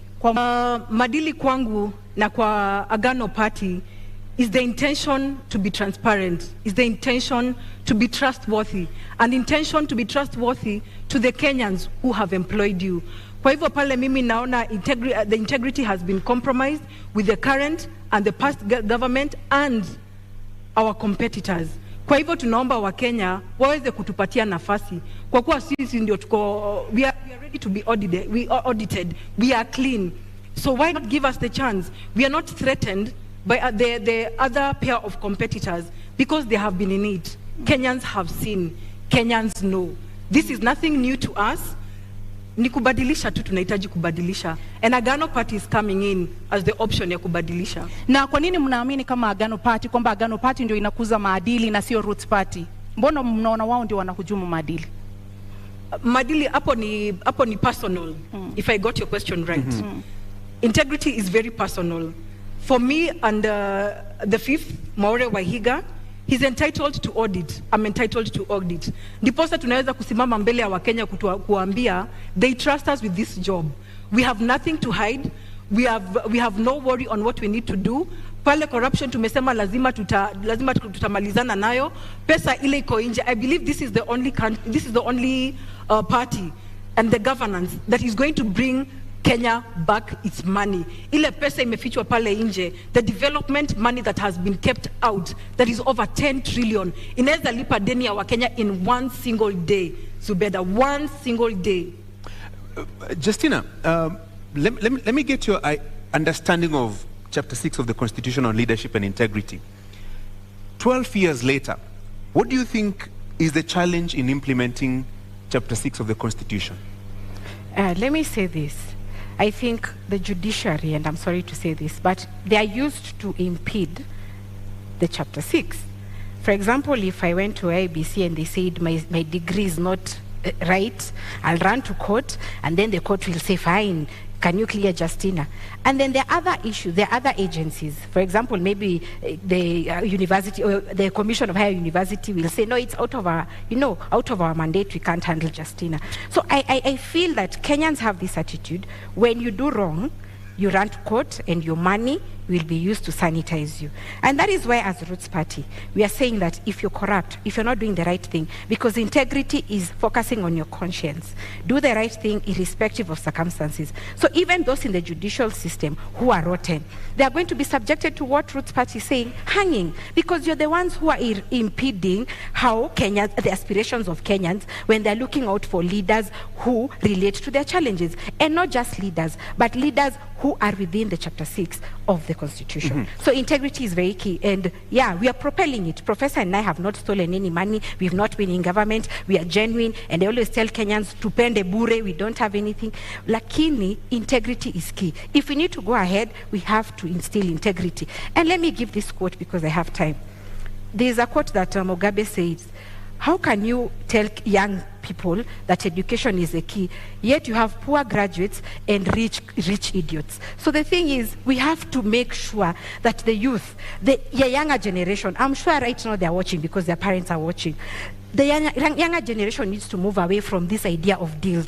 And our idea, Gashori, means that you shouldn't be my friend to benefit in government. You have your own marijuana. You don't need a deal. You don't need a tender from government because Justina is your friend. Wekele industrial hemp yako will pay you according to the market price. Ruth, you've been in this country in the last 12 years. Yes. And you Since understand. I was born. Yes, and you understand Chapter 6 of the Constitution. When you look at it, what do you think has been the major impediment in the implementation of the leadership and integrity chapter of the Constitution?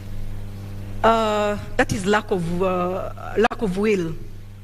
We have leaders that are not willing to change for this country. So just as much it's going to cost us, just as much I'd wish to tell Kenyans that without very big words, if we don't decide to change the leadership of this country, it will cost us another 5-10 decades. So integrity is paramount to us as Agano Party. We are the clean. We are the only option for Kenyan citizens. Tafadhali mtupatie kura. Tutakuja kuleta mabadiliko. Give us practical examples of how you will deal with corruption and implementation of Chapter 6 of the Constitution, because there is the saying, yes, and there is the doing. Agano Party has a covenant with Kenyans to abide to the constitutional law. And we say, if you do not follow the law will follow you. For us, nobody is above the law. If you have been in corruption, you will face the law. We are not hanging anybody. Na umenielekeza mahala ambapo nilitaka kuelekeza wewe binafsi. Unadhani tutaweza kukabili ufisadi kwa kuwanyonga wale ambao ni watuhumiwa wa ufisadi? Agano Party governance yetu si ya kunyonga, lakini tunaweza, we are able to deal with it in an amicable way following the law. I don't think even kunyonga is in the constitution. So that means the one wana breach kuvuta bangi na the next wana breach kunyonga watu.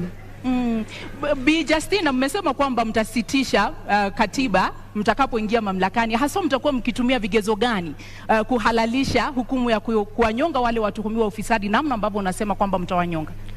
Na tujasema tutasitisha katiba as a whole. Tutasitisha parts. We will suspend parts of the constitution that are not working. Chapter 6 is not working. Hiyo tutasitisha. Because we need to instill fear in public assets of the public. Let me tell you this. In China, if you're corrupt, you're shot. In UK, if you're corrupt, you're taken to court or you're jailed. In Japan, if you're corrupt, you're so scared, you commit suicide. So why is it that Kenyans are jittery about, we are crying every day, corruption accounts for this loss of money, but when it comes to executions, Kenyans are jittery. We are going to suspend Chapter 6. Go back to the Kenyans and tell them, what do you think about this hanging thing? And let me tell you, they are all very happy. They are saying that corruption is accounting to deaths. Look at the badly done roads like Ngong Road. Ngong Road is badly done, a local contractor. And we are assuming that the money was used as kickbacks and then they had to save some little money, so they didn't give qualities. So when that person dies or someone is in an accident and they die, it's not an issue. When medicine is stolen or medical money is stolen and people die because there is no medicine, it's not an issue. Let me tell you, Kenyans, it's about time we be stern on corruption. Our idea is instilling fear in the minds of Kenyans that public mali ya umma ipewe heshima. Na hukumu ya kunyonga, yes, iliharamishwa mapema miaka ya 80. Haswa ni nini, ni kigezo gani ambacho mtatumia kuona kwamba sasa inaweza kufanyika? Kwa sababu ni kitu ambacho kimeharamishwa nchini Kenya. Ni kwamba mnaona kuna mapengo, kuna nafasi katika katiba ambayo mtarudisha hukumu hiyo, au haswa utekelezaji utafanyika vipi? Unajua hii katiba Zubeida ilikuwa copy and paste. Watu walikimbia huko wanaona ati wazungu wanafanya aje. Nao wazungu ama wa China ndio wanakuanga na hizo UN conventions ati human rights issues. Kama kwao they are shooting, where are they curtailing us? And that is why I'm saying Kenya haipewi heshima. We need to be firm on this, because sisi ndio tunajua shida zetu. Hakuna mtu wa UN ama nani who are feeling our pain. Sisi wenyewe ndio tunalala njaa, sisi wenyewe ndio tunateseka, hatuna kazi. So we are going to look at it as Kenyans. In fact, katiba kama ingekuwa inafanywa public participation, ingekuwa ingetranslatiwa in all tribes. Mtu asiseme ati because nani amesoma niko sawa. No. Ruth, the last time in this country somebody was hanged, a convict was hanged, was in July 1987. 35 years later, would you agree, would you support the hanging of convicts, and particularly those who have been found culpable of corruption? Francis, I'll go back to the law. We have a covenant with the Kenyans. We have a covenant with the law. The law clearly stipulates we are not allowed to hang. So what business do we have hanging convicts? There is a law that enforces corruption, the people who have committed corruption. So for us, ni kumaanisha wakivuta bangi on the 10th, one, that is breach of law. Sijui kama hanging is part of it, because it is breach of law. They have broken the constitution. So I don't think I would agree that we need to suspend part of the law. We just need to probably sit with experts if we need to revise. But I don't think we need to hang people's life. People deserve to live and be corrected. Ruth, there are very many injustices. Let me give, for example, Anglo-Gleason golden bag. Yes. Money was stolen in this country. So in your opinion, the Agano way, how would you do it if it's not hanging? It is law. They follow law. Which is? Si tunafunga. Wamefungwa. Watu Anglo-Gleason. Sijaingizwa kwa ofisi. Tuingizeni Agano kwa ofisi muone. We will deal. That is the question. We will deal, but you know, if we are saying, why would we want to hang people? You have a sister, you have a brother who probably just needs to be corrected. So why hang? Na wenye wanakufa because of road accidents, lack of medicine, au si wa Kenya, wenye watu wameiba, wanakufa. That is unplanned. Yeah, KEMSA unplanned. Life is life, Ruth. Life is life. No, KEMSA, the Anglo-Leasing, all this is planned. Mtu akigongwa na gari, that is very unfortunate. And God forbid. Those unfortunate instances, we cannot debate on because that. Of road design. But we are discussing about surely. Road design. We can. Sorry. We can. Okay. Kwa hivyo Bi Justina, yes. Kama Ruth Party, kwa kuwanyonga mtarejesha vipi mali ambayo wameiba? Mtatoa vipi mali ambayo imetumika vibaya, imeibwa, pesa ambazo mnasema zimefichwa katika mataifa ya ughaibuni? Ukinyonga yule mtuhumiwa, hiyo mali itarudi vipi kwa Wakenya? Na wacha niseme, atusemi mtu akigongwa na gari anakufa. Nasema people who are given jobs like to build Gong Road for example, those people want to save on money. So the road design does not, they save money, so wana save pesa and wajenge barabara in a cheap way. But niseme hivi, there is a process, Zubeida. We are not just going to pick someone at because media imesema is they are corrupt. We are going first to kuongeza mshahara vizuri, judges, policemen, we have to increase their salaries because they abet corruption because mtu ameiba pesa kidogo anawapatia. We have to give them increase their salaries. However, there is a judicial process, a fair hearing. Go process ifanywe na tukusikize. Na pia tunapeana caution. It's not like the chicken gate case in the UK. Hapa Kenya taijaisha. So pia watu wa judiciary they will notice they have to speed up this nini. So kutakuwa na hiyo wapelekwe the process. We have to get the assets back. We have to recall the assets na pia waende wakanyongwe. Ruth, sijui kama wote watakubali because if I know I'm being hanged, so why should I tell you mali iko? There is a process. There is a judicial process. Maybe the first two might be caught with the process ya rudisha mali alafu tunanyonga. But someone else will think, kama unataka kuninyonga, finish me, wacha wengine wakulie hiyo pesa. Okay, so I don't think I would justify that. But for us, we are saying the corrupt, we will go even for the big fish. Sisi hatuogopi, tunataka pesa irudishwe, ndio imeweza kuumiza economy ya hii country. We have, our president is planning to give a moratorium where the Kenyans who have stolen our money, wameficha development money, warudishe, wanapatiwa nafasi ya kurudisha. Hapo bale mtu anapitisha ile wakati umewekwa, so from there, the law takes its course. In 2002 there was such. Why has it not worked? Maybe in your opinion, I'm not saying because you're not in government, yes. Ruth, but you need to show Kenyans that you understand. So, it was there in 2002. What in your opinion is what is the reason why it didn't work out? The idea that you're sharing, in your opinion? Leadership problems. Leadership problems, Justina. We are different leaders here. Let's talk, because you seem to agree on the seriousness and the challenges of corruption in our country. Yes. Given an opportunity, Justina, in 2 minutes, given an opportunity to be the next deputy president with the government that you will form with the presidential candidate that you're supporting, what are the specific areas that you would target in terms of dealing with corruption practically? Because there's the whole question of administration of justice. And like I said, the 3 arms of government they are being threatened. How? The independence rather is being threatened. When, for example, the executive says this, someone runs to court, and then the process is stopped. That is the backdrop of why we are going to suspend the constitution. But yes, administration of justice is there. But again, has it worked for us? And you know, law was made for man, not the other way around. It is upon us as Kenyans to sit and say, are you happy that 2 billion is lost every day? They say no, because it's accounting to unemployment, inflation, high cost of living. So we are going to we'll be together with the Kenyans. We are going to call for public participation. And the Kenyans, I can tell you, they are very happy about it. Because someone is feeling like, I wake up like in Meru, I wake up at 4 a.m. kuchukua hiyo mira yangu, I pack it. Someone is eating the taxes. Mtu anajifanya ndio mjanja kuliko wengine. So Kenyans are tired. Of course, that aspect is there of administration of justice. Lakini Gashori, Kenyans are suffering. So sisi tutaka participate now, and many of them are supporting this. We need to instill fear in assets of the public. Heshima kwa public assets. Bi Ruth, haswa endapo mtaingia mamlakani, mnawapea Wakenya muda gani waweze kuona matunda katika vita dhidi ya ufisadi, na wewe binafsi mchango wako utakuwa upi katika kuona hilo linatimia kama makamu wa rais? For us, we'll bring in this in phases. Kuna ile pesa iko nje, in the money that is stashed illegally abroad. For that, we can even say we have started even implementing our 100 days. The 5th, Maure Waihiga already wrote a letter to the UN and 15 other countries to start processing our money back.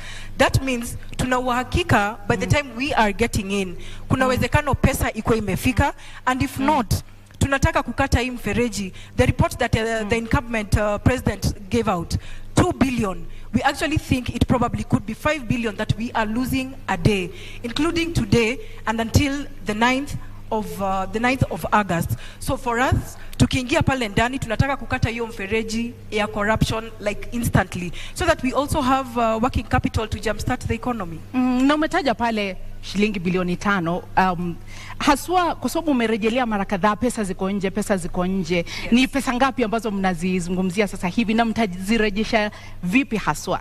Mmeweza kupiga hesabu mkajua ni ngapi na ziko wapi? Ni zaidi ya trilioni 10, na ndiposa nilisema pale awali, it is possible for us to clear our debt in a day. It is more than 10 trillion that is out there. This is development money, and that is why tumekasirika, tunataka kuleta hiyo pesa irudi Kenya. Tunaweza kosa kuleta na the first 100 days, lakini wa Kenya, we are committed to bring this money back. And in 2017-2018, budget ikisomwa, the Henry Rotich, he's on clip, he's on record, akisema there is money outside. Here hatuna confirmation that pesa ilirudi. It has only been accumulating over a time. Now, by the time we were getting into this candidature, it was over 10 trillion that is outside there. Bi Ruth, unaona kwamba mikakati ambayo wako nayo kama Agano Party kweli itasaidia katika kurudisha hizo pesa, na unaamini kwamba ni trilioni 10 ambazo ziko nje? Okay, one thing I'm happy about sababu Ruth and I agree that corruption in affect wa Kenya sana. Lakini mikakati zao are not practical. They lack the how question. How are you going to do it? Utanishurutishaje pesa yangu iko huko Swiss account to return it? How are you going to force me? Kwa hivyo, the idea is good, but it's just an idea. It lacks practicality. Moratorium. Tumesema tunapatia na moratorium. You know you have money outside there. We give you time to repent. Sisi Agano tunapatiana time to repent. You won't weze kurudisha pesa. And remember, we have external and internal. Kwa hivyo pia hapa ndani, that's what I'm trying to say. We have already commenced the process ya kurudisha ile pesa iko nje. Hapa ndani, the local individuals, we will give them the chance to return, so that if they don't do that, sasa the law takes its course. Hapo in another 30 seconds, Ruth, yes. When you say pesa ziko nje, give us specifics. Let me give you a minute actually. When you say pesa ziko huko nje, do you have the specifics? This amount of money is in this country, this amount of money is in another country, and is taken there by so and so. Do you have the specifics? I may not be having the specifics, but we know the big fish that is having money out there. So, yes. Justina, pesa ziko huko nje? Do you believe kuna pesa huko nje? Okay, I believe juu tumeambua Pandora box kwa media, but sisi tunasema yaliyopita si ndwele. Kama mtu tushajua huyo mtu tutampeleka through the judicial process, we are going to recover their assets. Kwa hivyo pesa ziko huko nje, after the judicial process tutarecover. But mimi niseme hivi, there are so many injustices in this country. Anglo leasing, hizo zote, you know, post-election violence zote zimefanyika. Do we hold on to the fact that we shall never forgive? We want to punish people? I think we should take the direction of Rwanda. after everything that happened and the genocide, tukae hivi tuseme wenye wamehangiwa na we have recovered assets ni sawa. Mwenye amekata ahame Kenya because hatutaishi na yeye. But the fact remains, let us adapt a forgiving nature, put in firm policies on how to deal with this, and finally give the opportunity. I said people are corrupt because of a mentality called scarcity mentality. Why are they corrupt? Because in government unasikia MP is earning 1 million, huku nje there is nothing that you can be able to get in that value. So tukipeana opportunity of legalizing bangi, Kenyans will have money. Maybe niongezee ni kusema, we are not saying we will not forgive anyone. Ukisema utarudisha pesa yetu, we have no reason, we do not have any reason ya kukupeleka ahead na kukuingiza ndani. We just want Kenyans to bring back development money. Sijui venye wao wata jumpstart economy, but that is a long term strategy for us. Pesa irudishwe ndani. Tunapokata mfereji na inapoteza pesa 2 to almost 5 billion a day. Tutapata nafasi ya kuweza kutengeneza our economy without having unnecessarily borrow more money out there. Kwa sababu nikisikia venye anasema, then that means wataongeza loan ile tuko nayo sahi. Ruth's party is fighting to pay off the loan. The loan as it is 9 trillion Kenya shillings or 70 USD. 70 billion USD. Our idea is this, Ruth. Marijuana or industrial hemp takes 4 months to grow. And I gave an example that Kenya government owns around 14 million acres. Tufanye pilot test ya Kulalu Galana. In 4 months to make industrial hemp, in 4 months, we are going to be able to recoup 6 billion USD. So we are going to be in the process of paying. Hata tukisema Kulalu Galana ndio tunalipa nayo. In 3 years, 6 months, tutakuwa tumelipa deni, hiyo 9 trillion. Lakini, tuko na shamba, we have times 14, 14 million. So we are going to know how we are going to appropriate this land. But niseme hivi, our idea, and I tell Kenyans, I'm here to tell you the truth, the economy is messed up. You need an honest leader who tells you it's not going to be easy. But our idea is that don't even question us at the first 100 days. That one will be lying to you, atutafanya. But in 1 year, ask me as Justina, did you achieve to get the 50,000 times 2 youth who got 2.8 million each? Because I said marijuana takes 4 to 6 months to grow. Right. So in 1 year, tutaweza kufanya hivyo. Ruth, let me now introduce a discussion on the cost of living. Yes. And I want to give you 2 minutes to tell us, in your understanding, what is the driver of this rising cost of living?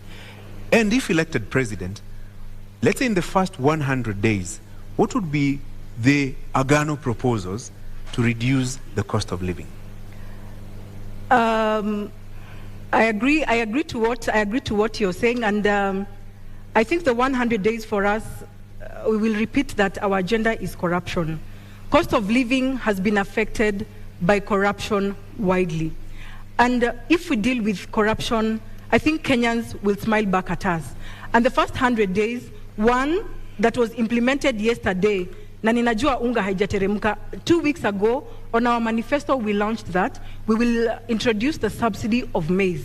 It was introduced yesterday.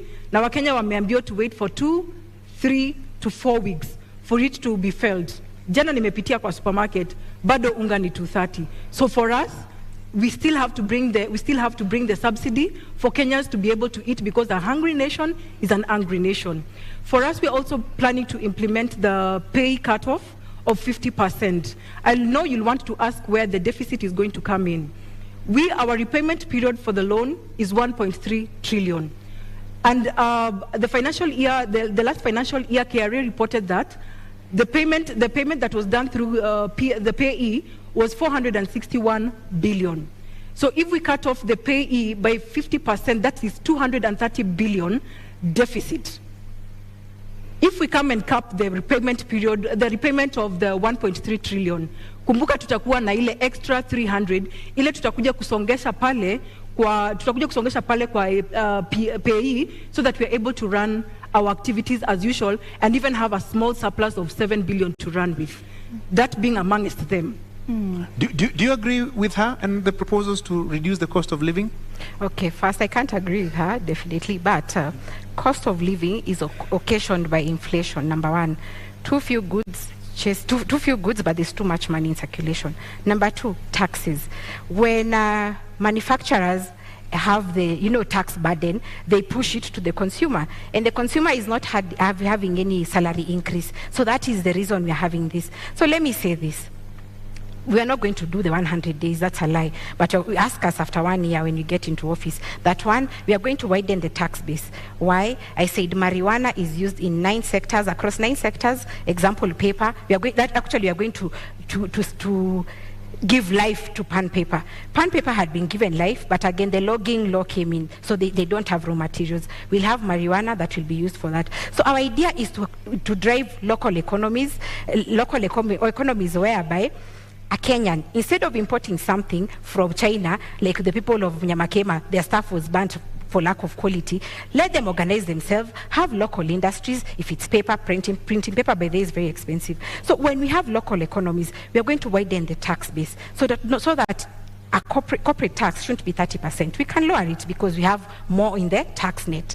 Another thing is to ensure that we give conducive environment for business. As it is, businesses are not comfortable. They are saying that lack of the dollar in the country is impeding their purchasing power in the global supply chain. So when we give a conducive environment, the economies are going to be there, Kenyans are going to be employed, and then we are going to have money. Then the other youth who don't want to be employed in these industries can go into the other thing of investment that I said. We are going to empower the youth financially. Kidogo hapo, hata kabla usonge sana, kwa sababu umesema kwamba hamtaahidi wa Kenya kwamba katika muda wa siku 100 mtafanya hivi na kadhalika. Awali ulituambia bangi inachukua muda wa miezi 4 kukua, na umetuambia kwamba hamtaahidi kwamba mtatimiza baada ya miezi ama mwaka siku 100. Kwa hivyo yule Mkenya anakutazama sasa hivi hawezi kumudu gharama ya kununua pakiti moja ya unga. Kwa hivyo unamwambia nini? Huyo Mkenya nitamwambia that the truth is tumeteseka miaka 30. 1 year tunaweza vumilia, but we are putting in, Kenyans need an honest leader. As it is now, hii maneno ya kusarakasi na siasa is what is getting us here. We are being honest. We are saying, of course, they have put in the unga imeshukishwa bei. But sisi tukiangalia the truth, marijuana also gives flour. We can look at alternatives to the challenges. If maize flour is costly, then marijuana flour can cook ugali, can cook chapati. And then cooking oil, the seed produces cooking oil also. So we tunaangalia kama hii ni expensive, we are going to use this. So the alternatives. So mimi naambia Kenya, hatutawadanganya. Tumedanganywa miaka nenda miaka rudi. We are telling you the truth. Question us after 1 year. Ruth, unaona wa Kenya wavumilie, watumie unga ya marijuana, watalala njaa 365 days from the 9th. But they know the truth. But they will die. No, let's be frank. Of course, we do not need a list of 10 items. I would almost agree, but we do not need a list of 10 items kufurahisha wa Kenya that we can accomplish all this in 100 days. Tuweke vitu realistic. Mkenya aweza kupata chakula. Yule mama anaangalia watoto peke yake aweze kupata pesa ya kulipa rent, kulipa school fees. But telling Kenyans to wait for 1 year, I think it's a long time. The truth is, it's such a long time. Truth. And someone who's been in government, I know they're laughing at us, but the truth is, government policy is about trade-off. What is working for our country? What is working for our people? So if we come here and say, tutaangusha bei ya mahindi, farmers walitoka Ushago, they came to Nairobi. There is rural to urban migration. They are border riders because farming doesn't have money. It is about us giving the conducive environment for agriculture to thrive. Watu warudi Ushago, they grow the maize, they grow the marijuana, they do the Mira Act, and actually we are giving Kenyans an alternative. If you're a Mira farmer, continue doing, no problem. But we need Kenyans to know it's not about the government doing things. We won't lie to you, and that is why leaders or politicians lie to us. It's about telling Kenyans the truth. Here is a trade-off between a very bad situation and a worse situation. I think maybe I think agriculture has money. Sijui kama hapo tutakubaliana, lakini agriculture has money. I will give an example. My grandmother amekuwa ametegemea majani chai. They have brought up she brought up 8 children. Lakini sai mkulima wa sai analia. So if we restore back our economy, that means hata ule mtu hajasoma ataweza kuongeza pesa kwa mfuko, na tuweze pia kukata hii importation tunaleta ya michele, na kuna project kuna schemes kama za Moya tunaweza patia wakulima nafasi to boost themselves back, na Wakenya waweze kupata chakula ya kukula. Just like even the maize. People are having maize in the granary. Kwa nini tunaleta mahindi kutoka nje? Tupatie nafasi wa Kenya wajijenge. I believe farming has money. Yes. Pia ule akona ng'ombe ananunuliwa maziwa 30 shillings lakini inauzwa 60.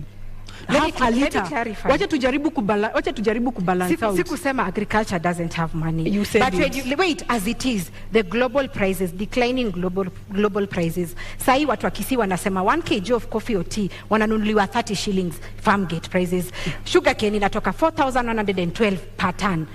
Sahi mahindi 3,000. Na sahi ekelea fertilizer. So the input cost of agriculture as it is so costly that you as a farmer you're not getting money. Na niongea about maziwa at a dairy farmer. By the way, hemp produces animal feed. So our tukitengeneza animal feed, which is very costly as it is, they impede maziwa production.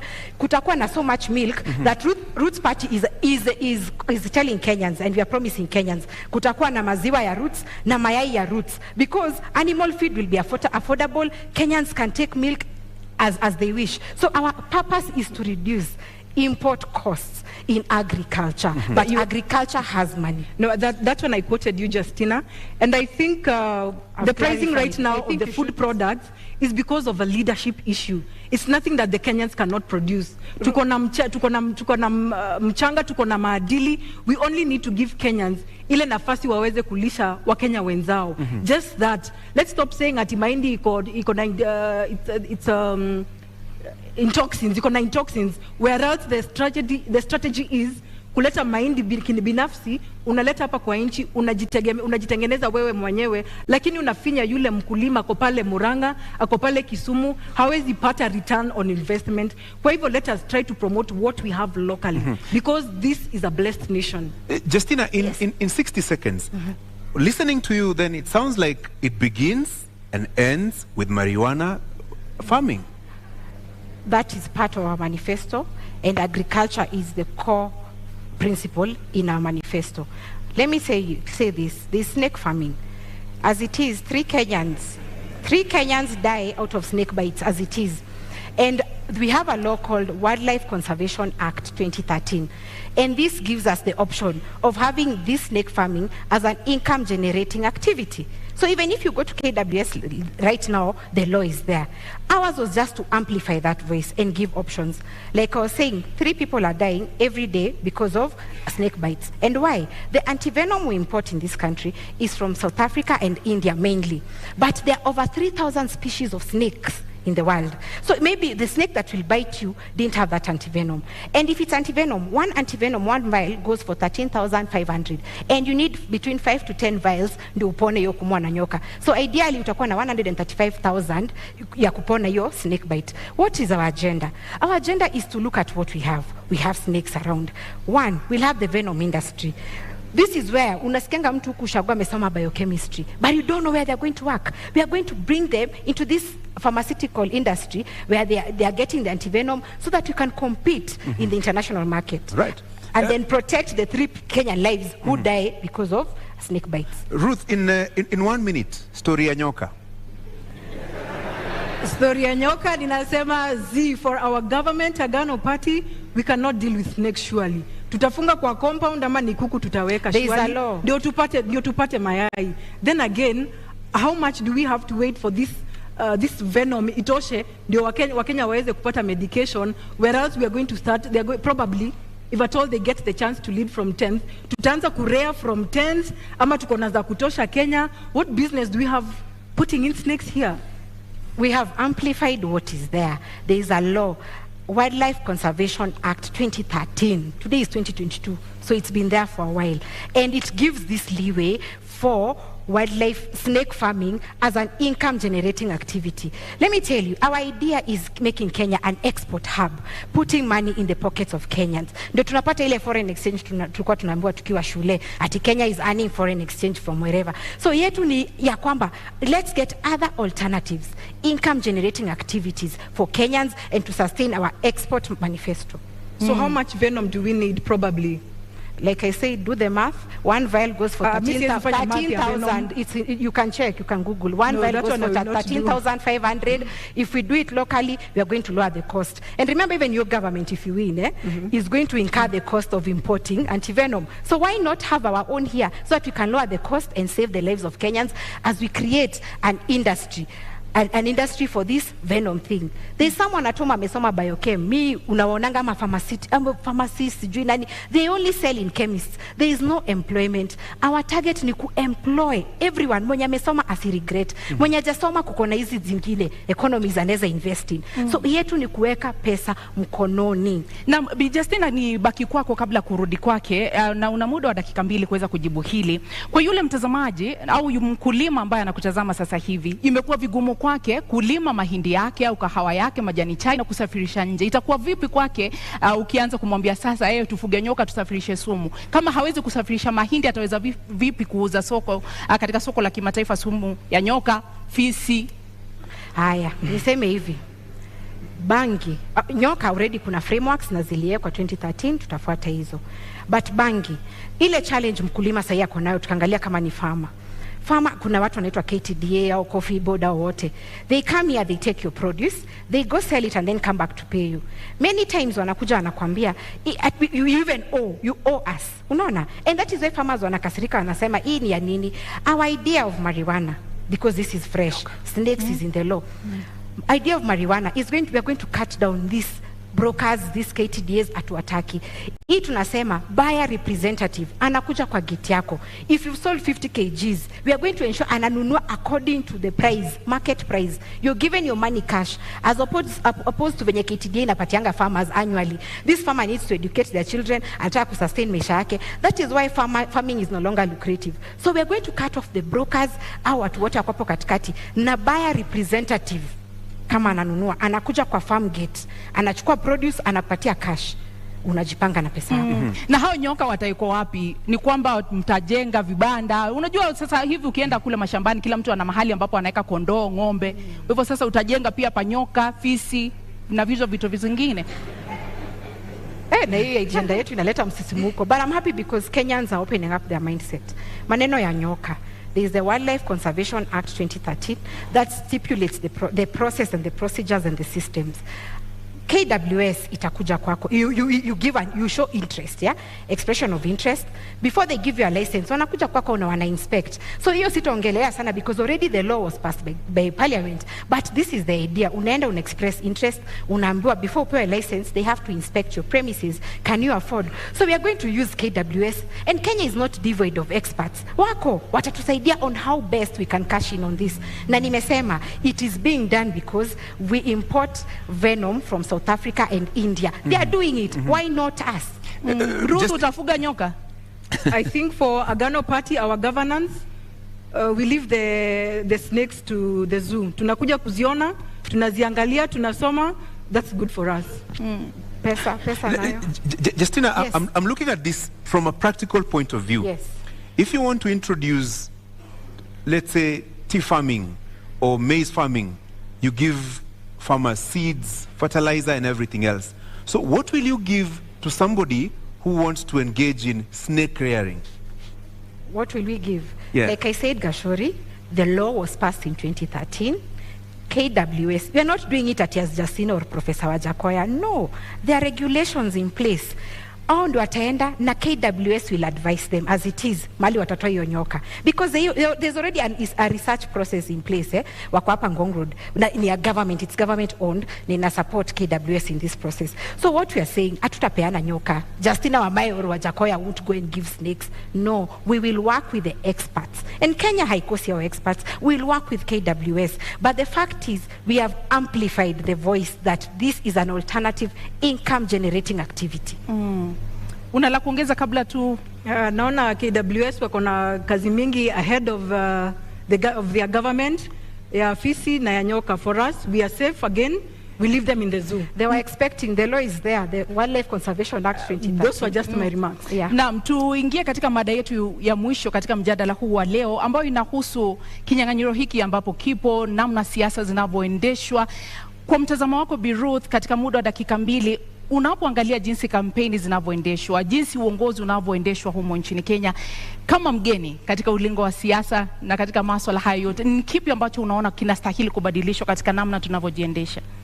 I would say that I have been a leader. One, I will not call myself a new politician in this field. I have been a leader from the time I was a young girl. And I almost actually got into the Nairobi gubernatorial in January 2021, a governor with David Mwaure. Lakini Kenyans and Nairobians know what happened. Iyo maneno ilisimamishwa. So what I would bring in different is to ensure that we get rid of this PR. Tumedanganya wa Kenya for too long. People have been asking hauna experience, but if the cost of experience is what has happened over the years, I'd rather come in as the new option. Mtu le amebadilika, mtu ako trustworthy, mtu ako na nafasi ya kubadilisha maisha ya Wakenya, kushughulikia wanawake, kupa wanawake sauti, even the youth.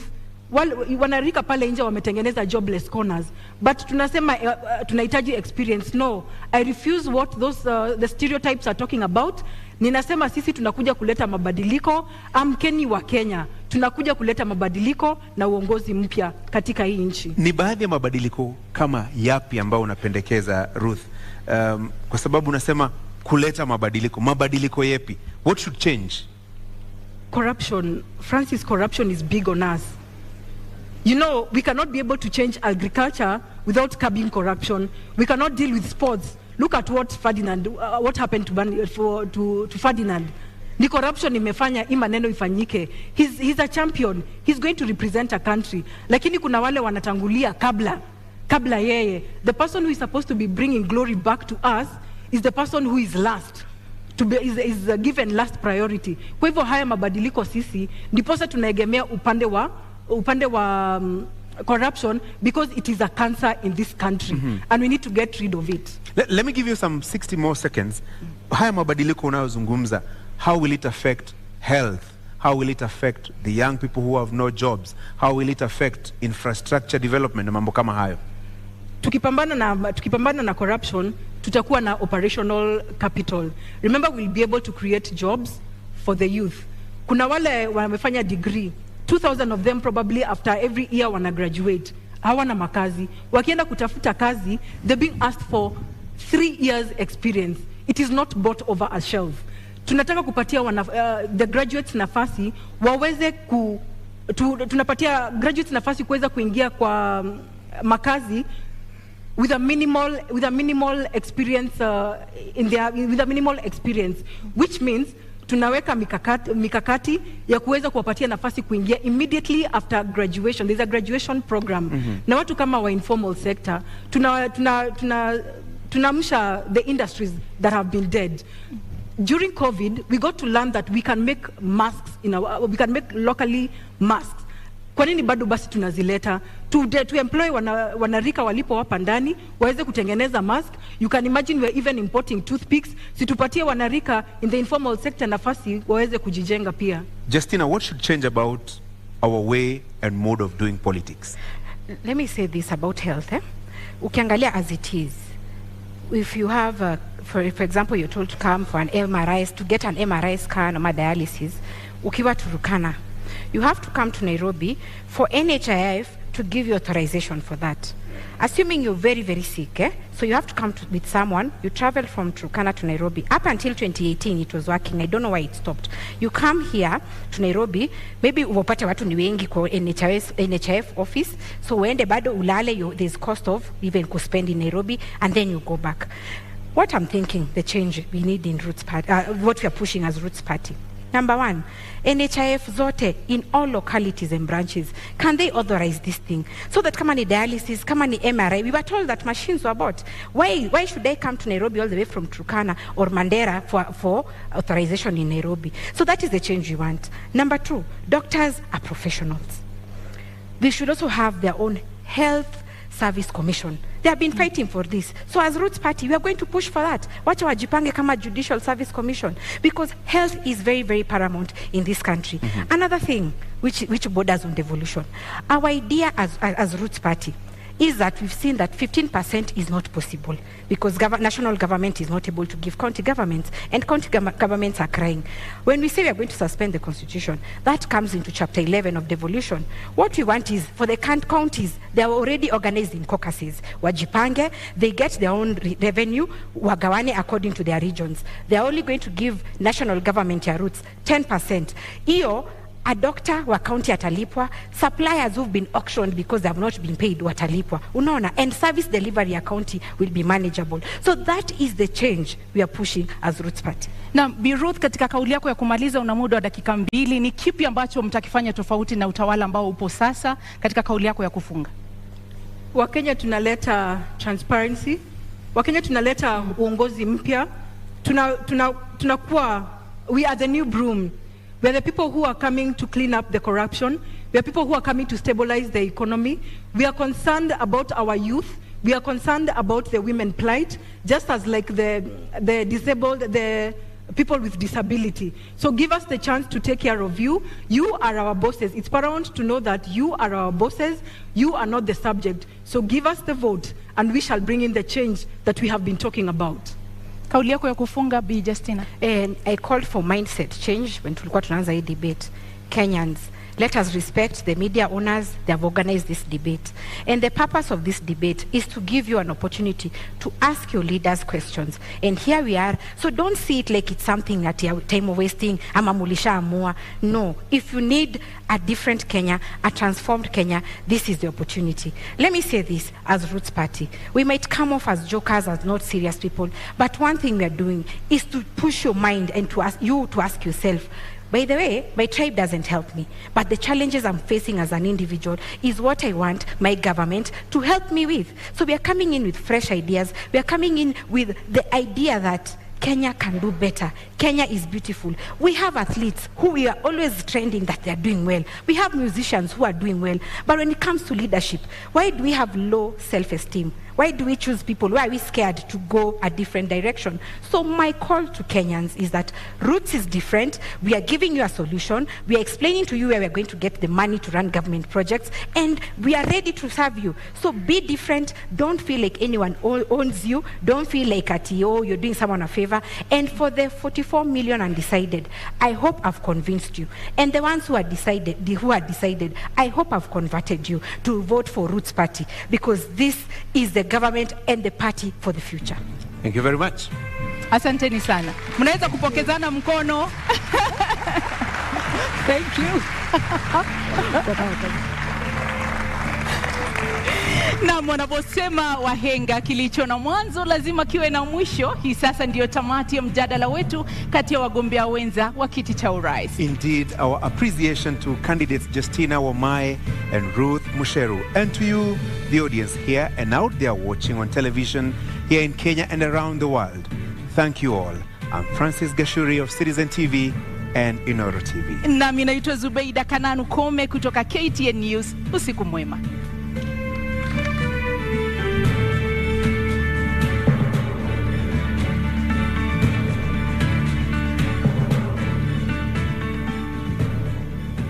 Thank you for staying with the deputy presidential debate. Debate 1 has just ended just moments after Justina Wamae of the Roots Party and Ruth Mutua of the Agano Party faced off then. Debate 1, debate 2 is kicking off in just a bit.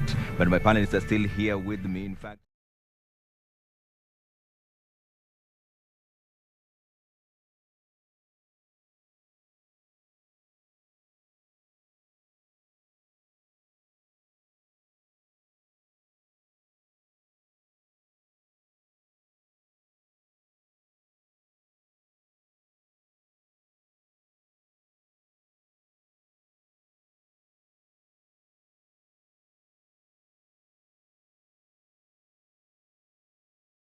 with us here, Saskala Barakwe, public policy expert, is also with us, and Wanjiru Gikonyo, executive director, TISA, which is the Institute of Social Accountability. Just moments before this debate kicks in, the second debate, Wanjiru, who impressed you in the first debate and why? Well, I have to give my kudos to Justina. First of all, I think both were impressive, and it's a landmark that we have two women being able to hold this debate. Yeah. So that means out of all the candidates, we've got a total of 3 women as deputy. That is the trend we need when we are talking about gender inclusion.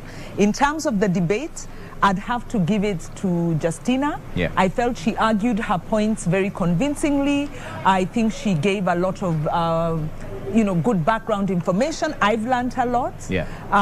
But, they both did well. Both did well. Asaska, who impressed you? To be honest with you, I give it to the Roots Party for making cannabis a national conversation in this debate this evening. Kudos. And I also picked up that she covered their manifesto very well, cutting across all the 10 points. And the other thing I noted is that the Roots Party manifesto is an outward-looking manifesto. Yeah. Because you'll find that she really focused on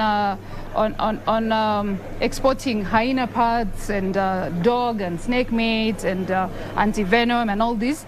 And they are looking at China particularly. That I find it quite interesting because China is one of the highest consumers of these exports. And because of this, she's really hammered it down on legalization of marijuana. Yeah. And she made it clear to Kenyans that, hey, we're not just going to work in an empty space, We'll have laws and regulations guiding the farming of marijuana. Yeah. So I found it very interesting and captivating. Dr. Baraza, were your expectations met? Are you convinced now? You're waiting to be convinced whether this is an alternative option? I think before I answer that, Trevor, I want to commend the 2 candidates. Yeah.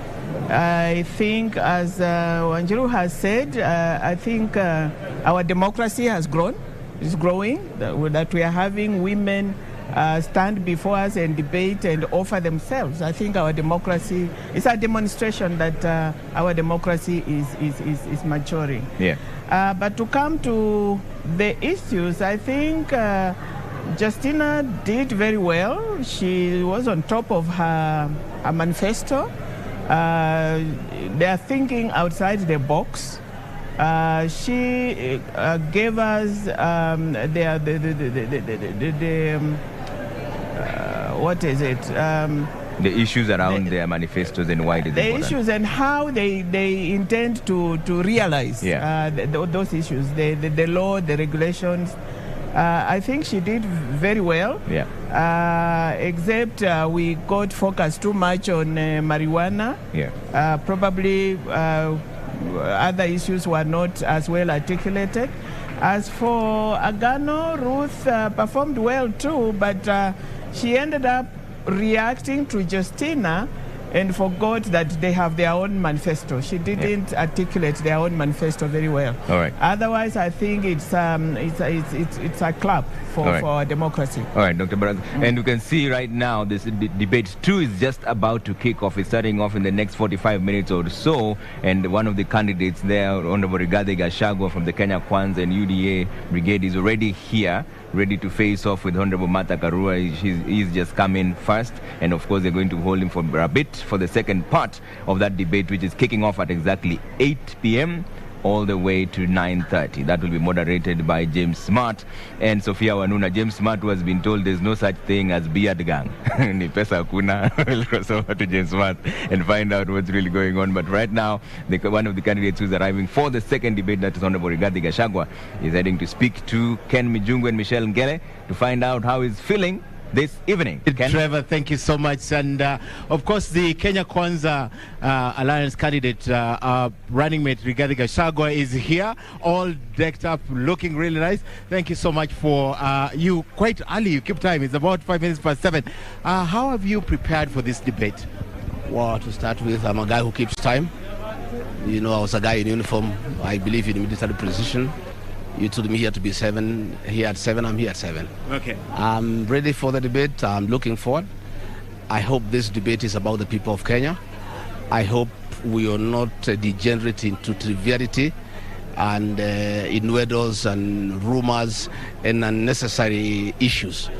I trust that the moderators will give us a chance to present to the people of Kenya our plan to turn around the economy, to change their lives, to put food on the table, to make sure that every Kenyan can pay their bills, they can take their children to school, to make sure that every Kenyan who goes to hospital cannot be detained there because of lack of money, and to restore the dignity of the Kenyan people. Okay. You know, Kenyans are in a state of helplessness. Kenyans feel very dejected. They lack hope. We need to give them a plan. Okay. And we have that plan. And given an opportunity tonight, we'll talk to the people of Kenya and tell them the plan that we have. Very, very interesting. But as I let you go, because you need to take a little rest before you take to the podium, you are prepared for this debate. You have been going around campaigning for Kenyans. But how do you feel being here tonight? This is the day, you know, because obviously prepared for it. I feel good because I'll have an opportunity to talk to many Kenyans who don't come to public rallies. There are many Kenyans who, because they are working, they are busy in business, some outside the country, they don't get time to attend public rallies where we have been pushing our agenda and explaining to the people of Kenya why they should give Dr. William Ruto and I a chance to change their lives, to restore their dignity, to give them hope, to inspire them. Right. And those are the Kenyans I want to talk tonight. And I trust and pray that the moderators will not be trivial. They'll give me an opportunity to talk to the people of Kenya about our plan and convince them that we have the best plan for them, and that is why they should come out on the 9th of August and vote for Dr. Ruto and I.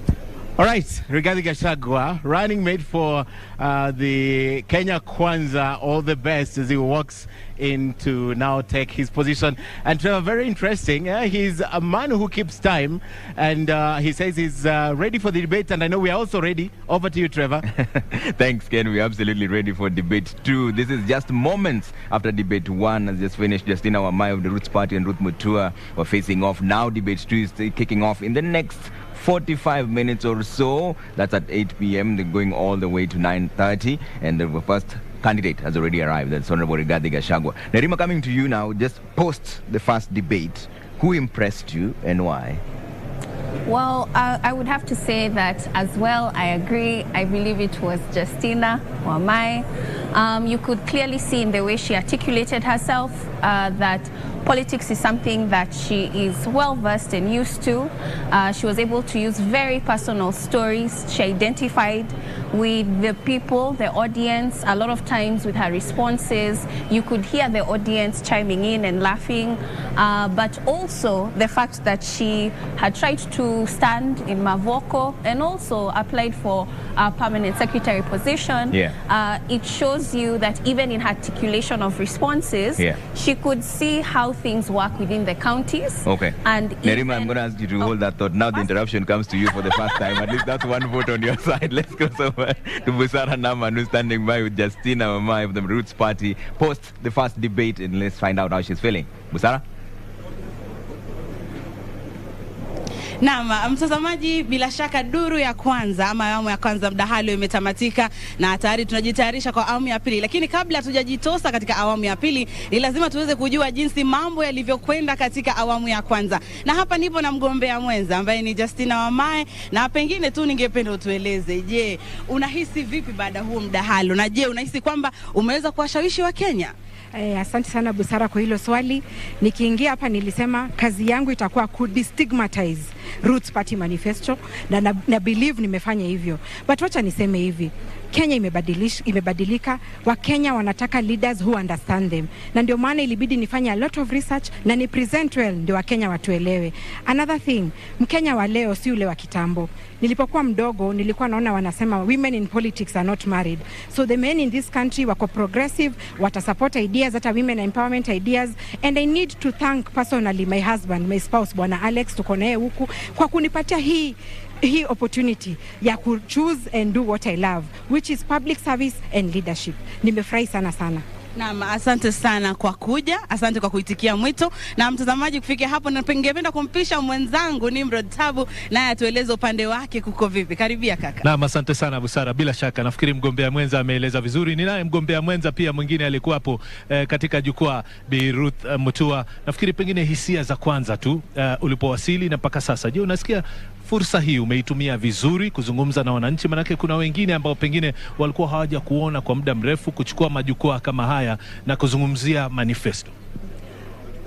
Hii nafasi nimeifurahia, and I thank the Media Council for the opportunity that you've given unto us. We are not really competing against each other. Tumekubaliana na Justina, tumekuja kuleta the manifesto. What is this government coming to do? I have loved the interview. It was interactive, but not si ya kuleta mtu chini, ya kumuonesha this one is better than the other. Na pia ningeweza kufurahi kushukuru familia yangu, pia mimi bwana na watoto wamenishikilia for even this first time of a race. Nasema ni asanti.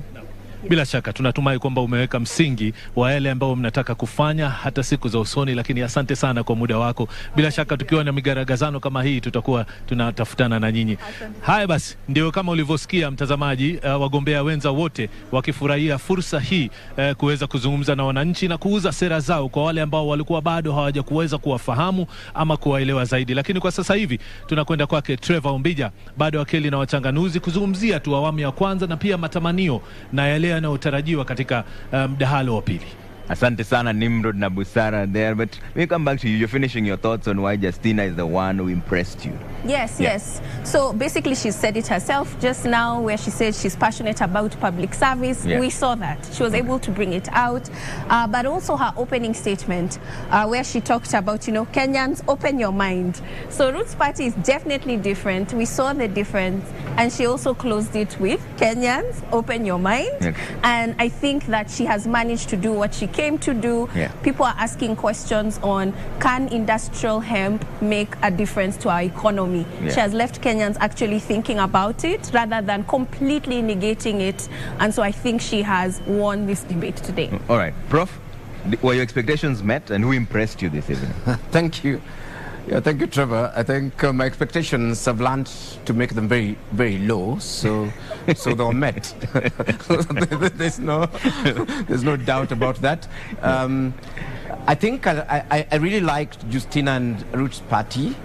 Because I like them not necessarily because of the issues they responded to, but as the other panelists have actually highlighted, as our democracy expands, we will be having different types of parties, pushing for different types of issues. And I think for the first time we are seeing a fringe party, being on the national agenda with a clear issue. And that issue is actually legalization of industrial hemp. And yes, whatever the case, whether we discussed hemp for too long or whatever it is, I think Kenyans learned a lot about that one single issue that Ruth's party and Justina brought on board. When it came to Ruth, I thought that their party must also be having an issue that they wanted Kenyan to listen to, but it seemed like her issue was to oppose industrial hemp and to oppose snake rearing and to oppose export of hyenas to China. So Agano party actually wasted our time and actually did not even use the platform for anything.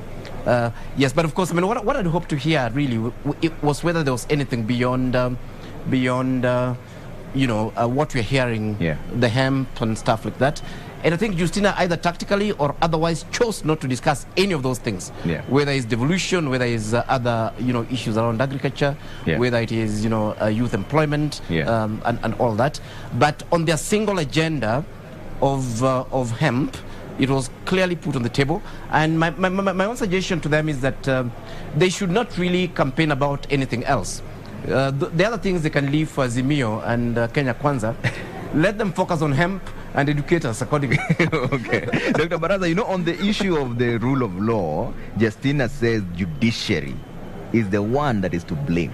Because in her own words, money will be used to sanitize whoever is accused of any matter. Do you agree with those statements, that it's the judiciary that is to blame? Before I go to the judiciary, I want to support my colleague there about Justina and her hemp. Actually, come to think of it, I use an oil called Indian hemp for my head. So if that hemp is the marijuana, then maybe she should focus. I use Indian hemp on my head. The judiciary and Justina, I think to a large extent, I think we need to pull up our socks in the judiciary. People, whether rightly or wrongly, they think the judiciary is the weakest link in our fight against corruption. The delays in cases, the drama that goes on around the cases, especially cases on corruption. I think we need to, the institution needs to pull up its socks so that we can very, very ably deal with the issue of corruption. Can the solution be the death penalty and death by hanging? Because the last time this happened, and Gachuri brought it out very well, was in 1987. She says that will instill fear if it is brought back. We have the death penalty. It is there. It's not like it has been outlawed. It is there. And it is for capital offenses. I don't think corruption is a capital offense. So unless we revisit it, but it is there. And I don't think it instills fear even in the murderers and the people who commit capital offenses. So I don't know. I think probably she needs to have given us more alternatives on how we can deal with corruption. But we've not seen the death penalty being used since 1987. It is not used. I think we develop cold feet when it comes to real hanging of people. So we have just put them there in committee. They are there, and nobody hangs them. Okay. So and it's true. We hung the last, I think, in 1987. 87. Yeah. All right. Let me bring in Wanjiru on this. Wanjiru, on the issue of judiciary, Justina says it's the judiciary that has failed Chapter 6 of the Constitution. Do you agree? Well, what I do agree is that we have a problem of corruption. And what I like about these two parties, unfortunately, too much time was spent on the Bangi issue and not enough on the other issues. But if you look at the manifestos, there is the hanging provision in the Roots party, and then the Agano party really, actually, their centerpiece is fighting corruption. And all their recommendations are kind of built around that. And what I like about that is they are forcing, they may be fringe parties, but they are putting an issue that Kenyans, that bedevils our society, but Kenyans also feel about at the center stage. Because if you look at the larger parties, the Azimio party, of course, has, a human rights crusader and a governance crusader for the deputy. But if you look at the manifesto proper, the proposals they have on fighting corruption have not been brought out. They're not quantified. They look like the platitudes that litter all our other proposals, copy paste, let us do this. So we are not getting action. If you look at the UDA manifesto, actually they're almost telling us, let's rethink this corruption thing. It's not that big a deal. They also have some good proposals to strengthen the redress institutions, but they're leaving out the leadership and integrity. So we need the fringe parties, and I hope they'll stay the course to keep this center stage. Is it the judiciary? Well, the judiciary is definitely a weak link. In fact, Transparency International did a study on the judiciary and found of all the institutions, it's possibly one where corruption is most rampant. But by the same token, part of the paradoxes of our governance, the judiciary has been the bulwark or the protector of the Constitution under this dispensation against an administration that was really violating the Constitution. So I wouldn't put it all on the judiciary, because we've got, how do cases start? Cases start in the administrative process, and there are administrative sanctions. We have a commission on administration of justice. So a lot of the offenses that we have can be dealt with administratively, but the public service doesn't work. From the people they hire, from the people who sit on the public service, from the people who get into public offices. So the moment you have the wrong people sitting in these offices, you begin to dilute the process. When these violations happen, they'll get investigated by the Auditor General, and the Controller of Budget can stop finances in some cases. Once these reports come to Parliament, what happens. And we've seen what happens with corruption cases, including the COVID, including the NYS reports. We've seen Parliament expunging the names of some of the politically connected individuals so that you get a report with a bunch of facts, leaving out the perpetrators and those most responsible. We've seen the president promise to release beneficial ownership information. This is who are the companies that are taking part in government procurement, so that we can hold those people to account. And this hasn't happened. So we can't put it all on the judiciary.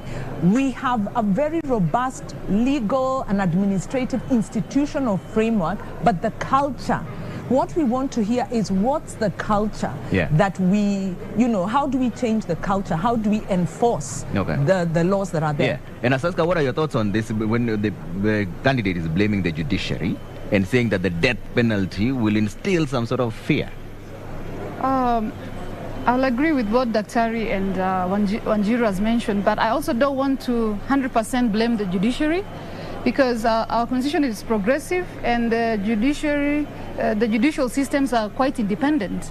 So I think we are progressing, however slow, into having perfect judicial systems in place that deliver justice and fairness. So I won't blame it 100%. Okay. No. So, Prof, what are your thoughts on this? Is it the judiciary? Is that the weakest link when it comes to fighting graft? Actually, that's nonsense. We know exactly the problem with the corruption in this country. Corruption in this country is a leadership issue. And it goes to what fellow panelists are saying there, that we do have enough administrative instruments to deal with this.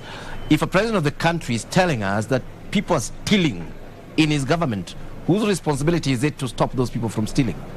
It is not the judiciary. It is the president. And the president actually has adequate room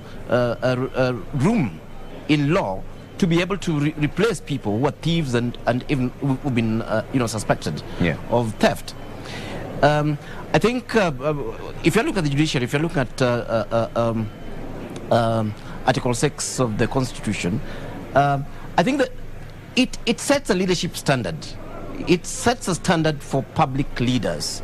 It is not just there actually for leaders who fail the criminal test. If I'm a famous thief, you don't need to prove that Romania is a thief so as not to put me in, to block me from getting into public office. Corruption in this country will only end if we have leaders who are not corrupt. We can create new laws. We can create new institutions to fight corruption. We can threaten to hang people. But, and not just in the country, we know that corruption in private sector is normally when the CEO is corrupt or condones the corruption. Corruption in counties is when those governors are actually corrupt or condone corruption. Counties that have not wanted, that have actually wanted to serve the public properly and ensure that public resources are used properly, they are being done, and it's not because of the judiciary. The president, yes, and we've been told, the president has promised us over and over again to tell us who are these beneficial owners of companies, who are running the SGR, who are in the expressway, and so on. I'm happy to say on national TV that as far as I'm concerned, the president himself has failed that test to lead from the front. In fact, I actually think that the president and his deputy condone corruption. And that's why this animal will continue. As long as we keep electing leaders who condone corruption, we can cry whatever we want. We can point fingers. We can create 10 casas. But corruption will actually continue. It's for me, it actually starts and ends with leadership. Okay, Nerima, what are your thoughts on that? I think just to add on what has already been mentioned, we need to talk about asset recovery. The Kroll report did, mention, especially during Moi's regime, a lot of resources, ill-gotten wealth, was transferred to Swiss accounts. So in 2018, when the former President Alain Berset visited Kenya, he signed an agreement with President Kenyatta called FRAC, the Framework for the Return of Assets from Corruption and Crime in Kenya. Where did that go? What has happened with that? I think that there are frameworks in place in our country to make sure or to support our resources to come back in. Because as much as we're talking about corruption within, which is current, there's corruption from previous decades of mismanagement and terrible leadership and bad governance that we also need to talk about, that is overseas. And bringing these resources back, I think it's important for our candidates to highlight how they plan to do that, not just focusing on the judiciary. So I do agree that it has everything and a lot to do with leadership in place. Yeah, and Dr. Baraza, one of the things that she brought out is closely related to what Professor is saying. Justina said that it's Kenyans themselves who are to blame for bad leadership. Do you agree with that statement? Absolutely. Absolutely. We know corruption is rampant. We know what it is doing to us. But we are ready to vote in corrupt leaders. We don't condemn corruption. We are ready. Only we are the ones who vote in these fellows. And so I think to that extent she's right. And on the issue of the judiciary, I think, let me go back to it. It's just one of the many institutions. And there are instances of corruption in that institution, but that doesn't mean that the entire judiciary is to blame for corruption. I think all our institutions, the entire leadership of this country is responsible for corruption. Okay. And so I think to that extent, she's quite right. And Kenyans ourselves determine the kind of leadership that we want. And so if we elect corrupt people, we put them in place, and they come and play musical chairs on us. We are promised there is going to be a lifestyle audit. We are all ears out waiting for the lifestyle audit, and that is the surest way of finding out how we are making our money and who is making this money, and then it stops. We don't hear about it anymore, and we continue. Okay. And right now, I think our biggest problem is celebration of money. We don't care where money has come from. Our little boys and girls are driving the most expensive vehicles in this country. Our economy is a small economy. Where are we getting this money from? We don't ask those questions. We are celebrating corruption. Okay. Wanjiru, is it the electorate that is to blame for all the mess that we are in? No, I respectfully disagree. I think it is... sometimes we don't understand why some of these political decisions are made. When you look at, some of the candidates, like let's say Mike Sonko, he's been impeached in one, ran Nairobi to the ground, yet there's an indication that he may get acceptance in Mombasa had the court allowed him to do so. But I think those might be outliers and also might be ignoring the many factors. So many factors go into the voting decision, including the electoral process. If we had an electoral process in 2013 that had to be challenged up to the Supreme Court because there were doubts on the way it was managed, and if again in 2017 I went, voted, Kenyans went, voted, and the presidential result had to be annulled and overturned because the process was manipulated, with a weak electoral system, you actually impede the ability of the confidence of Kenyans in the electoral and the leadership election process, and the ability to remove bad leaders.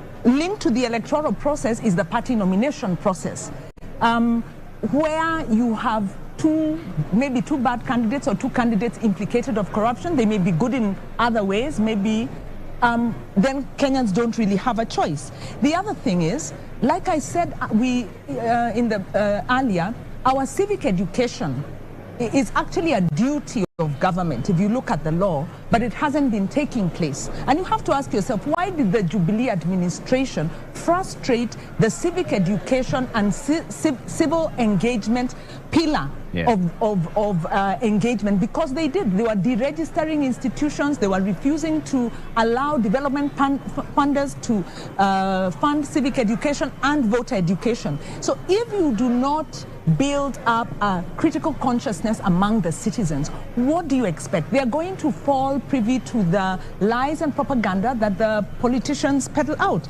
Last thing is, socially, the incentives work for corruption. Those who have fought corruption pay a very bitter price. Whether it's John Githongo now paying 10 million for exposing the Anglo leasing, whether it was Jacinta Mwatela, who was hounded out of Central Bank for refusing corruption, whether it's David Munyakei, who exposed Golden Bag, and he died a pauper's death.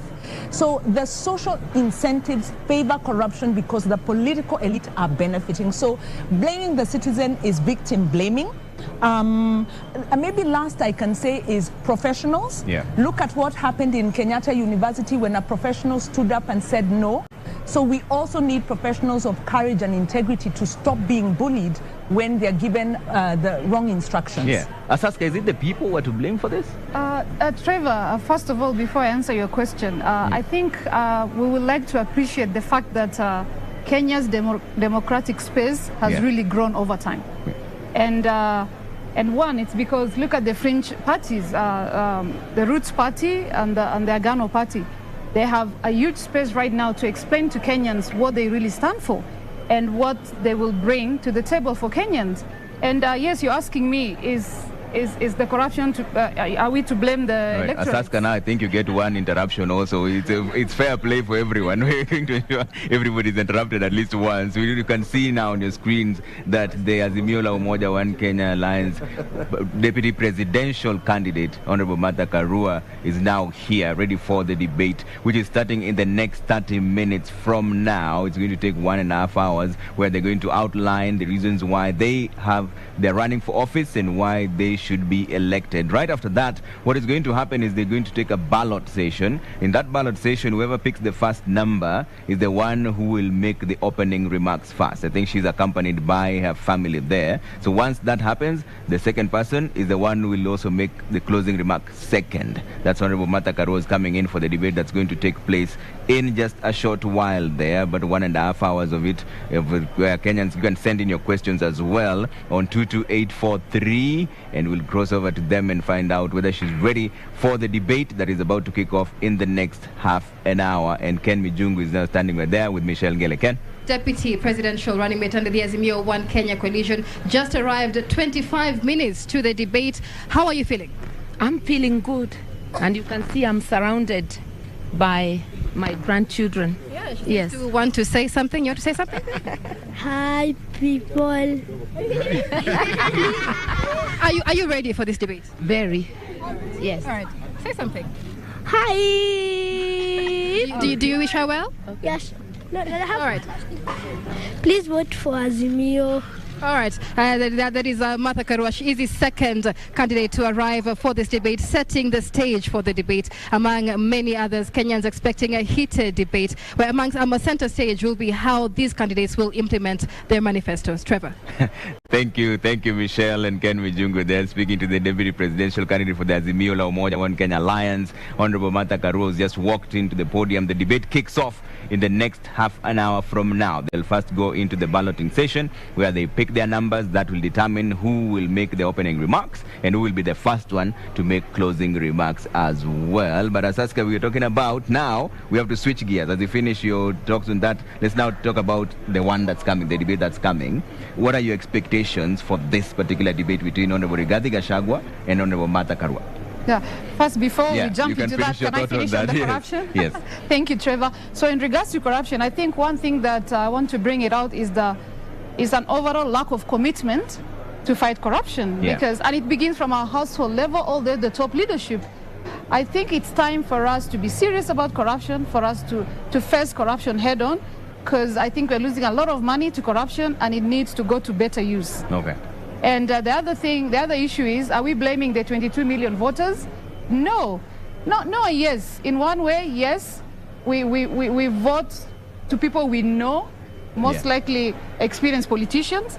As much as we have the fringe candidates, we feel like we go with who is famous and who we know based on our tribal and ethnic lines. So changing gears here. Okay. What I expect on the second time of the debate is on both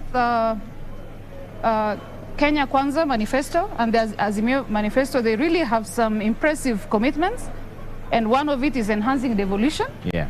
I want to see how well they're going to articulate the issue of devolution, particularly increasing the shareable county revenue.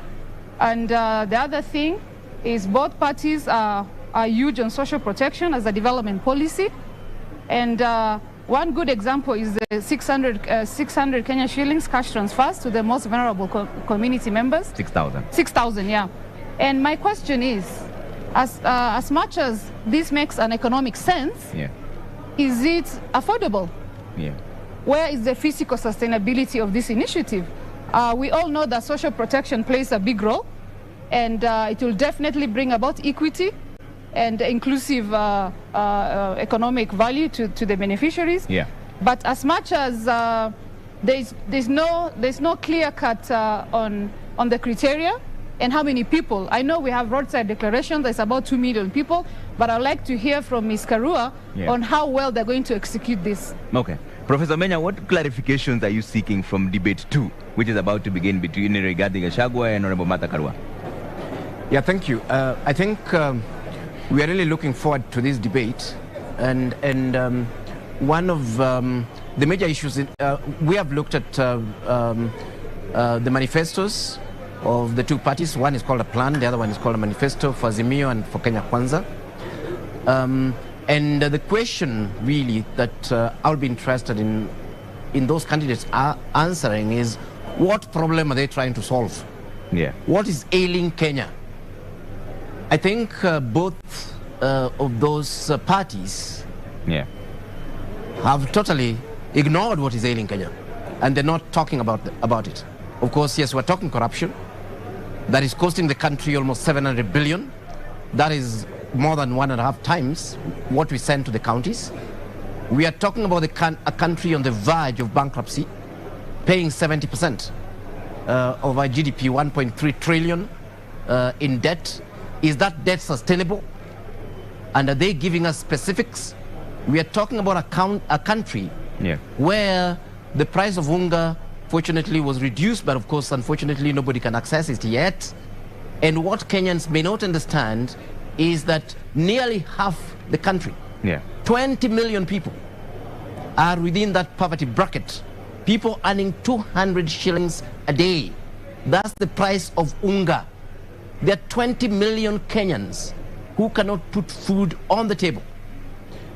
I need to hear from them what went wrong with Uhuru Kenyatta's economic policies and what they'll do differently.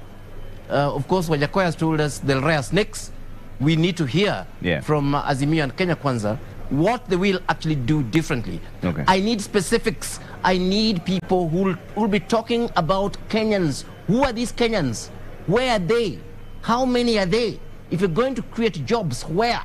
How many jobs? How will that solve the job problem? We are talking about a country where you're looking at over 40 million, both poor and rich, who cannot actually be able to access basic health. These are some of the issues that we'll be talking about. But one of the things that cannot run away from is corruption. We need to actually have clear plans on the table.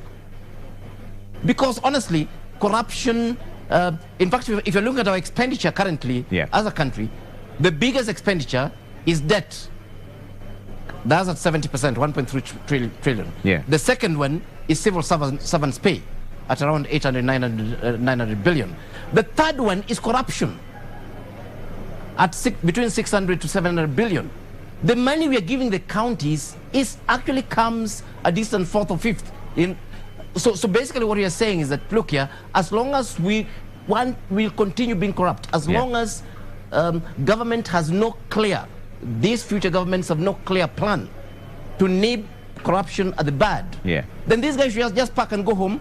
We chop up the country and share the loot and maybe immigrate to other great places like Uganda. All right, Nerima, what are you looking forward to? For me, for this one, I'm going to be biased and look at what they are giving or what they're offering young people. As much as it's going to heavily rely on opportunities, I think the questions I will be looking for answers to are specific to the Aga Khan University report of 2016, which people really like to quote. And I read, that 50% believe it doesn't matter how one makes money, but we forget that another 50% care how you make money. How are you going to answer that? And when you read on, 47% admire those who make money. They don't care how. But remember, there's another 53% who care how you make money. How are you going to speak to those youth? And then there's 30% who believe that corruption is profitable. 70% do not believe that corruption is profitable. So what are some of the responses they're going to give to that 70%? Yeah. And then finally, the fact that 73% are afraid to stand up for what is right.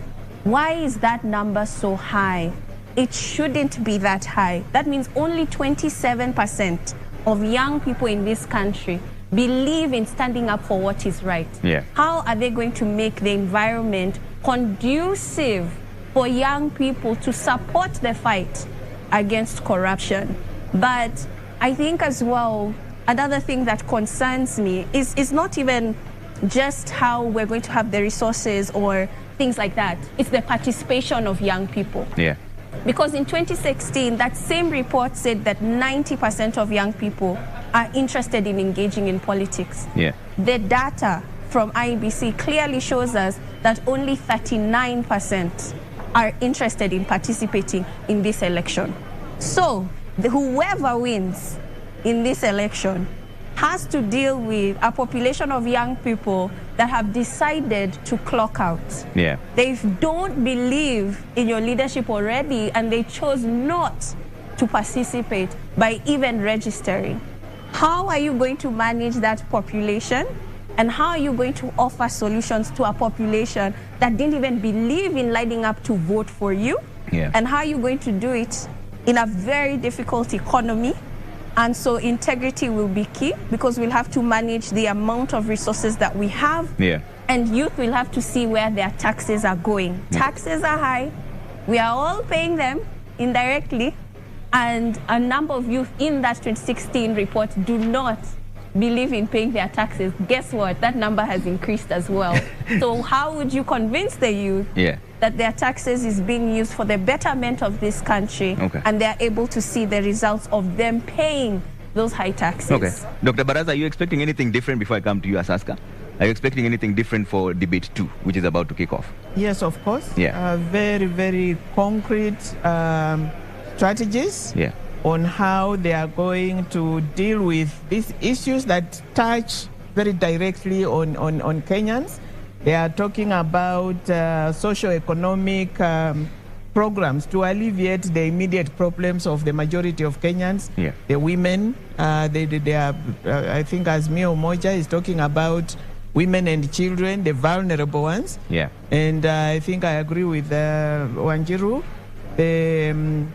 This 6,000 into the pocket, you know, I hope it's not just a promise. Kenyans are hurting, Kenyans are hungry. I think I need to understand that, how that money is going to be sourced and when, because Kenyans are waiting. Issue of devolution, I want to hear concrete steps towards strengthening of devolution. Women, of course, I want to hear about what it is they are going to do with women. Okay. And yeah. All right. Saska, you wanted to jump in? Yes. Yeah. Trevor, I wanted to let you know that I feel very privileged sitting in this panel tonight, because I'm a minority, I'm a woman, I'm Rendile from Marsabit, and I like that Azimio manifesto have mentioned about peace and security. And I know as an individual, as a resident of one of the northern frontier counties, Article 238 of our constitution does guarantee peace and security for every Kenyan. And I feel like as a northerner, we've been left out. Particularly, most of you know about the conflict in Marsabit. People are being killed every single day. Unfortunately, it does not make it to news. And what I'm expecting today is to see what Ms. Karua and Mr. Gachagua have for the northern frontier counties. Okay. And one, on peace and security. Number two, on equal access to education. and health, and more so security, because we know peace and security are the main drivers of our economic development, and that's why we are so behind. Yeah. I'm really keen, quite biased, if you may say so, but I want to see what they have for the northern frontier counties. Okay. Wanjiru, one other thing that we have to touch on before we cross over to the debate is the affirmative action. Yeah, the Kenya Kwanza manifesto talks about giving 50% of the positions to women. Same as Azimio also talks about empowering the women in their manifesto as well. But is this all about positions? And how come we've consistently failed on the 2/3 gender rule? Right. I think the failure of the 2/3 gender is similar to, also has fallen to the, the lack of implementation of the promise. But there's also the issue of patriarchy, which means it is more difficult for women to access capital for their businesses. It is more difficult for women in politics. And so that is why the affirmative action comes in, to level the engagement ground. Yeah. And we'd like to see, of course, we've already seen today that 3 of the parties have already begun to implement the affirmative action principle by ensuring that the candidate for DP is a woman. Yeah. And so we need to look at their proposals, but also the actions of the party as they go on, because we don't want any more false, empty promises, so to speak. And of course, when women get in there, they need to ensure they push for that gender principle.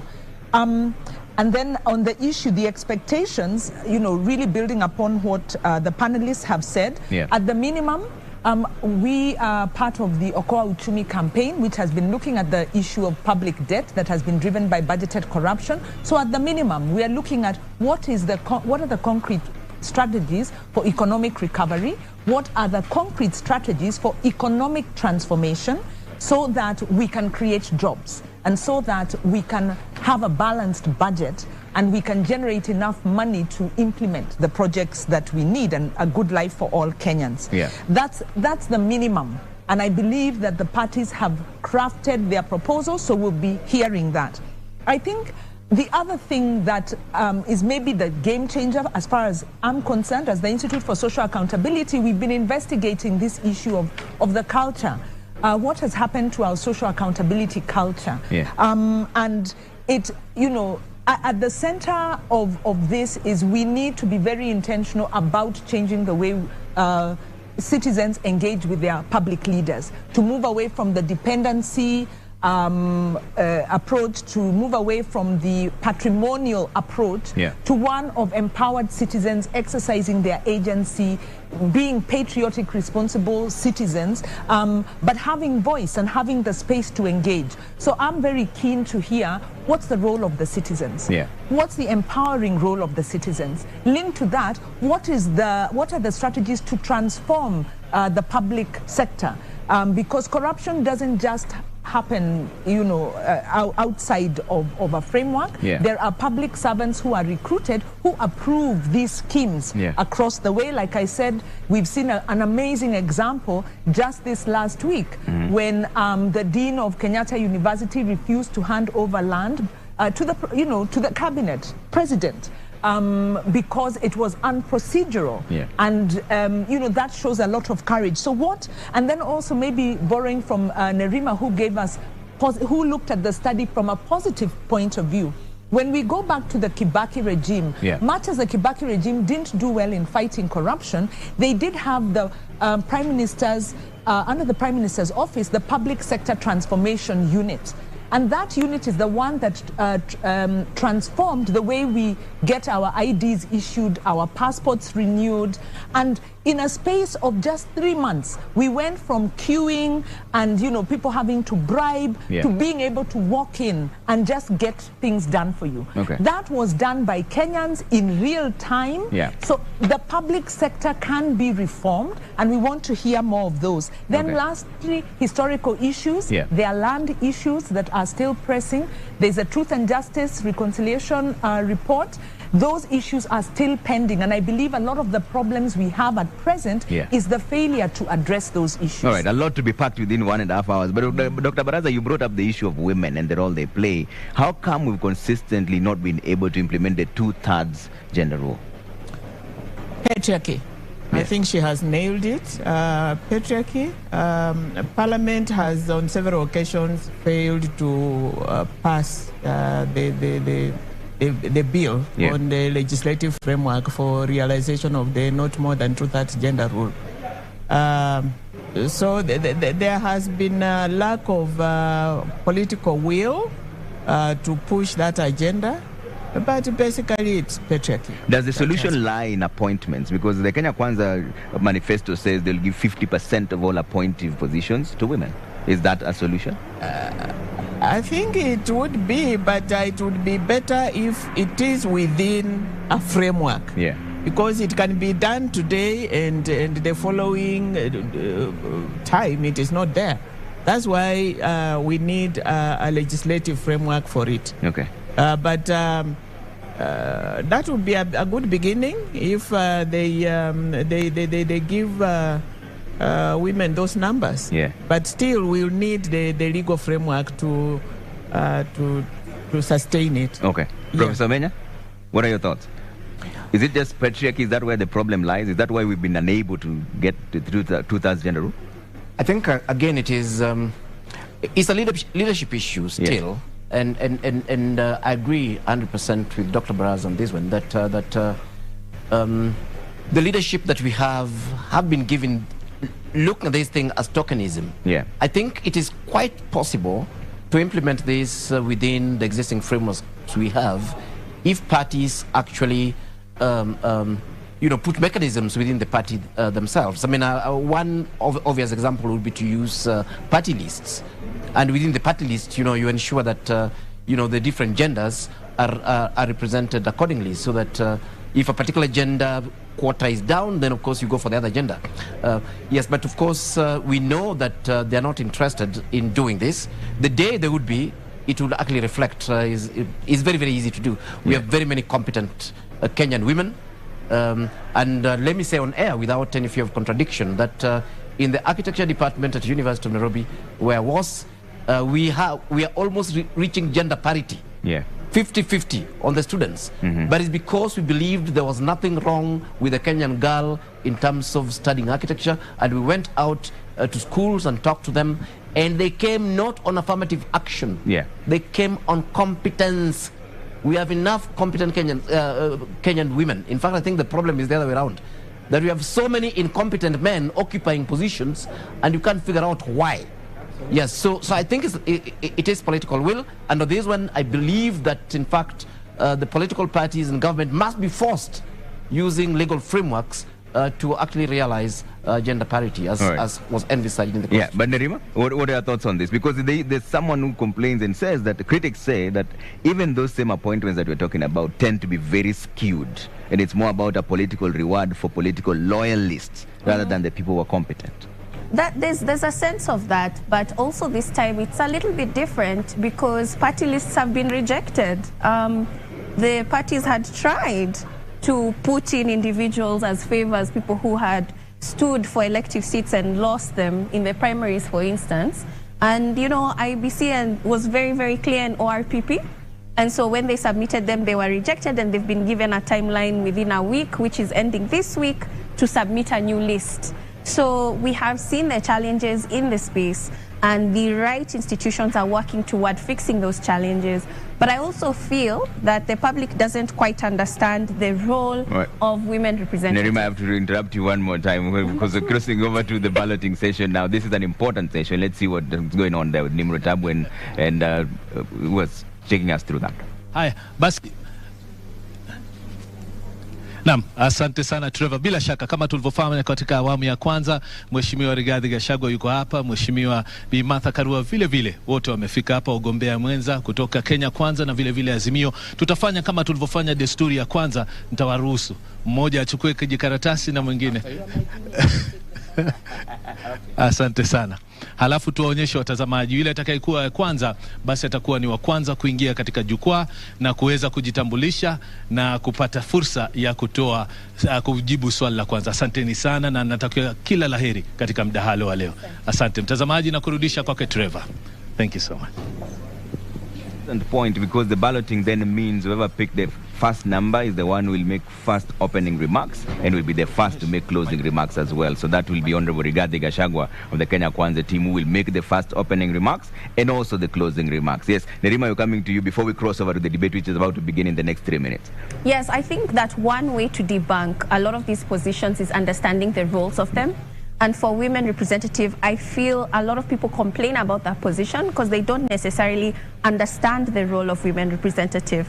Because a lot of people come to me and say, how much does she get? What does she even do there? Is it even necessary? I wish we would ask the same questions about our members of parliament across the board and ask them evenly so that we have the right people representing us and understanding how important it is to have people who qualify to represent us. Yeah, but as a young person, Nerima, what inspires the youth to vote?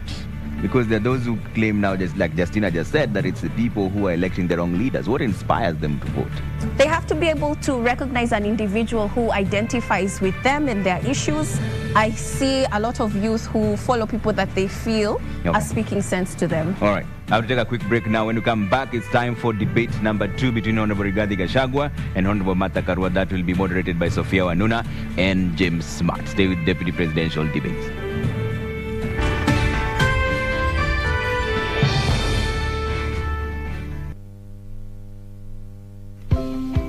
Karibu Kam.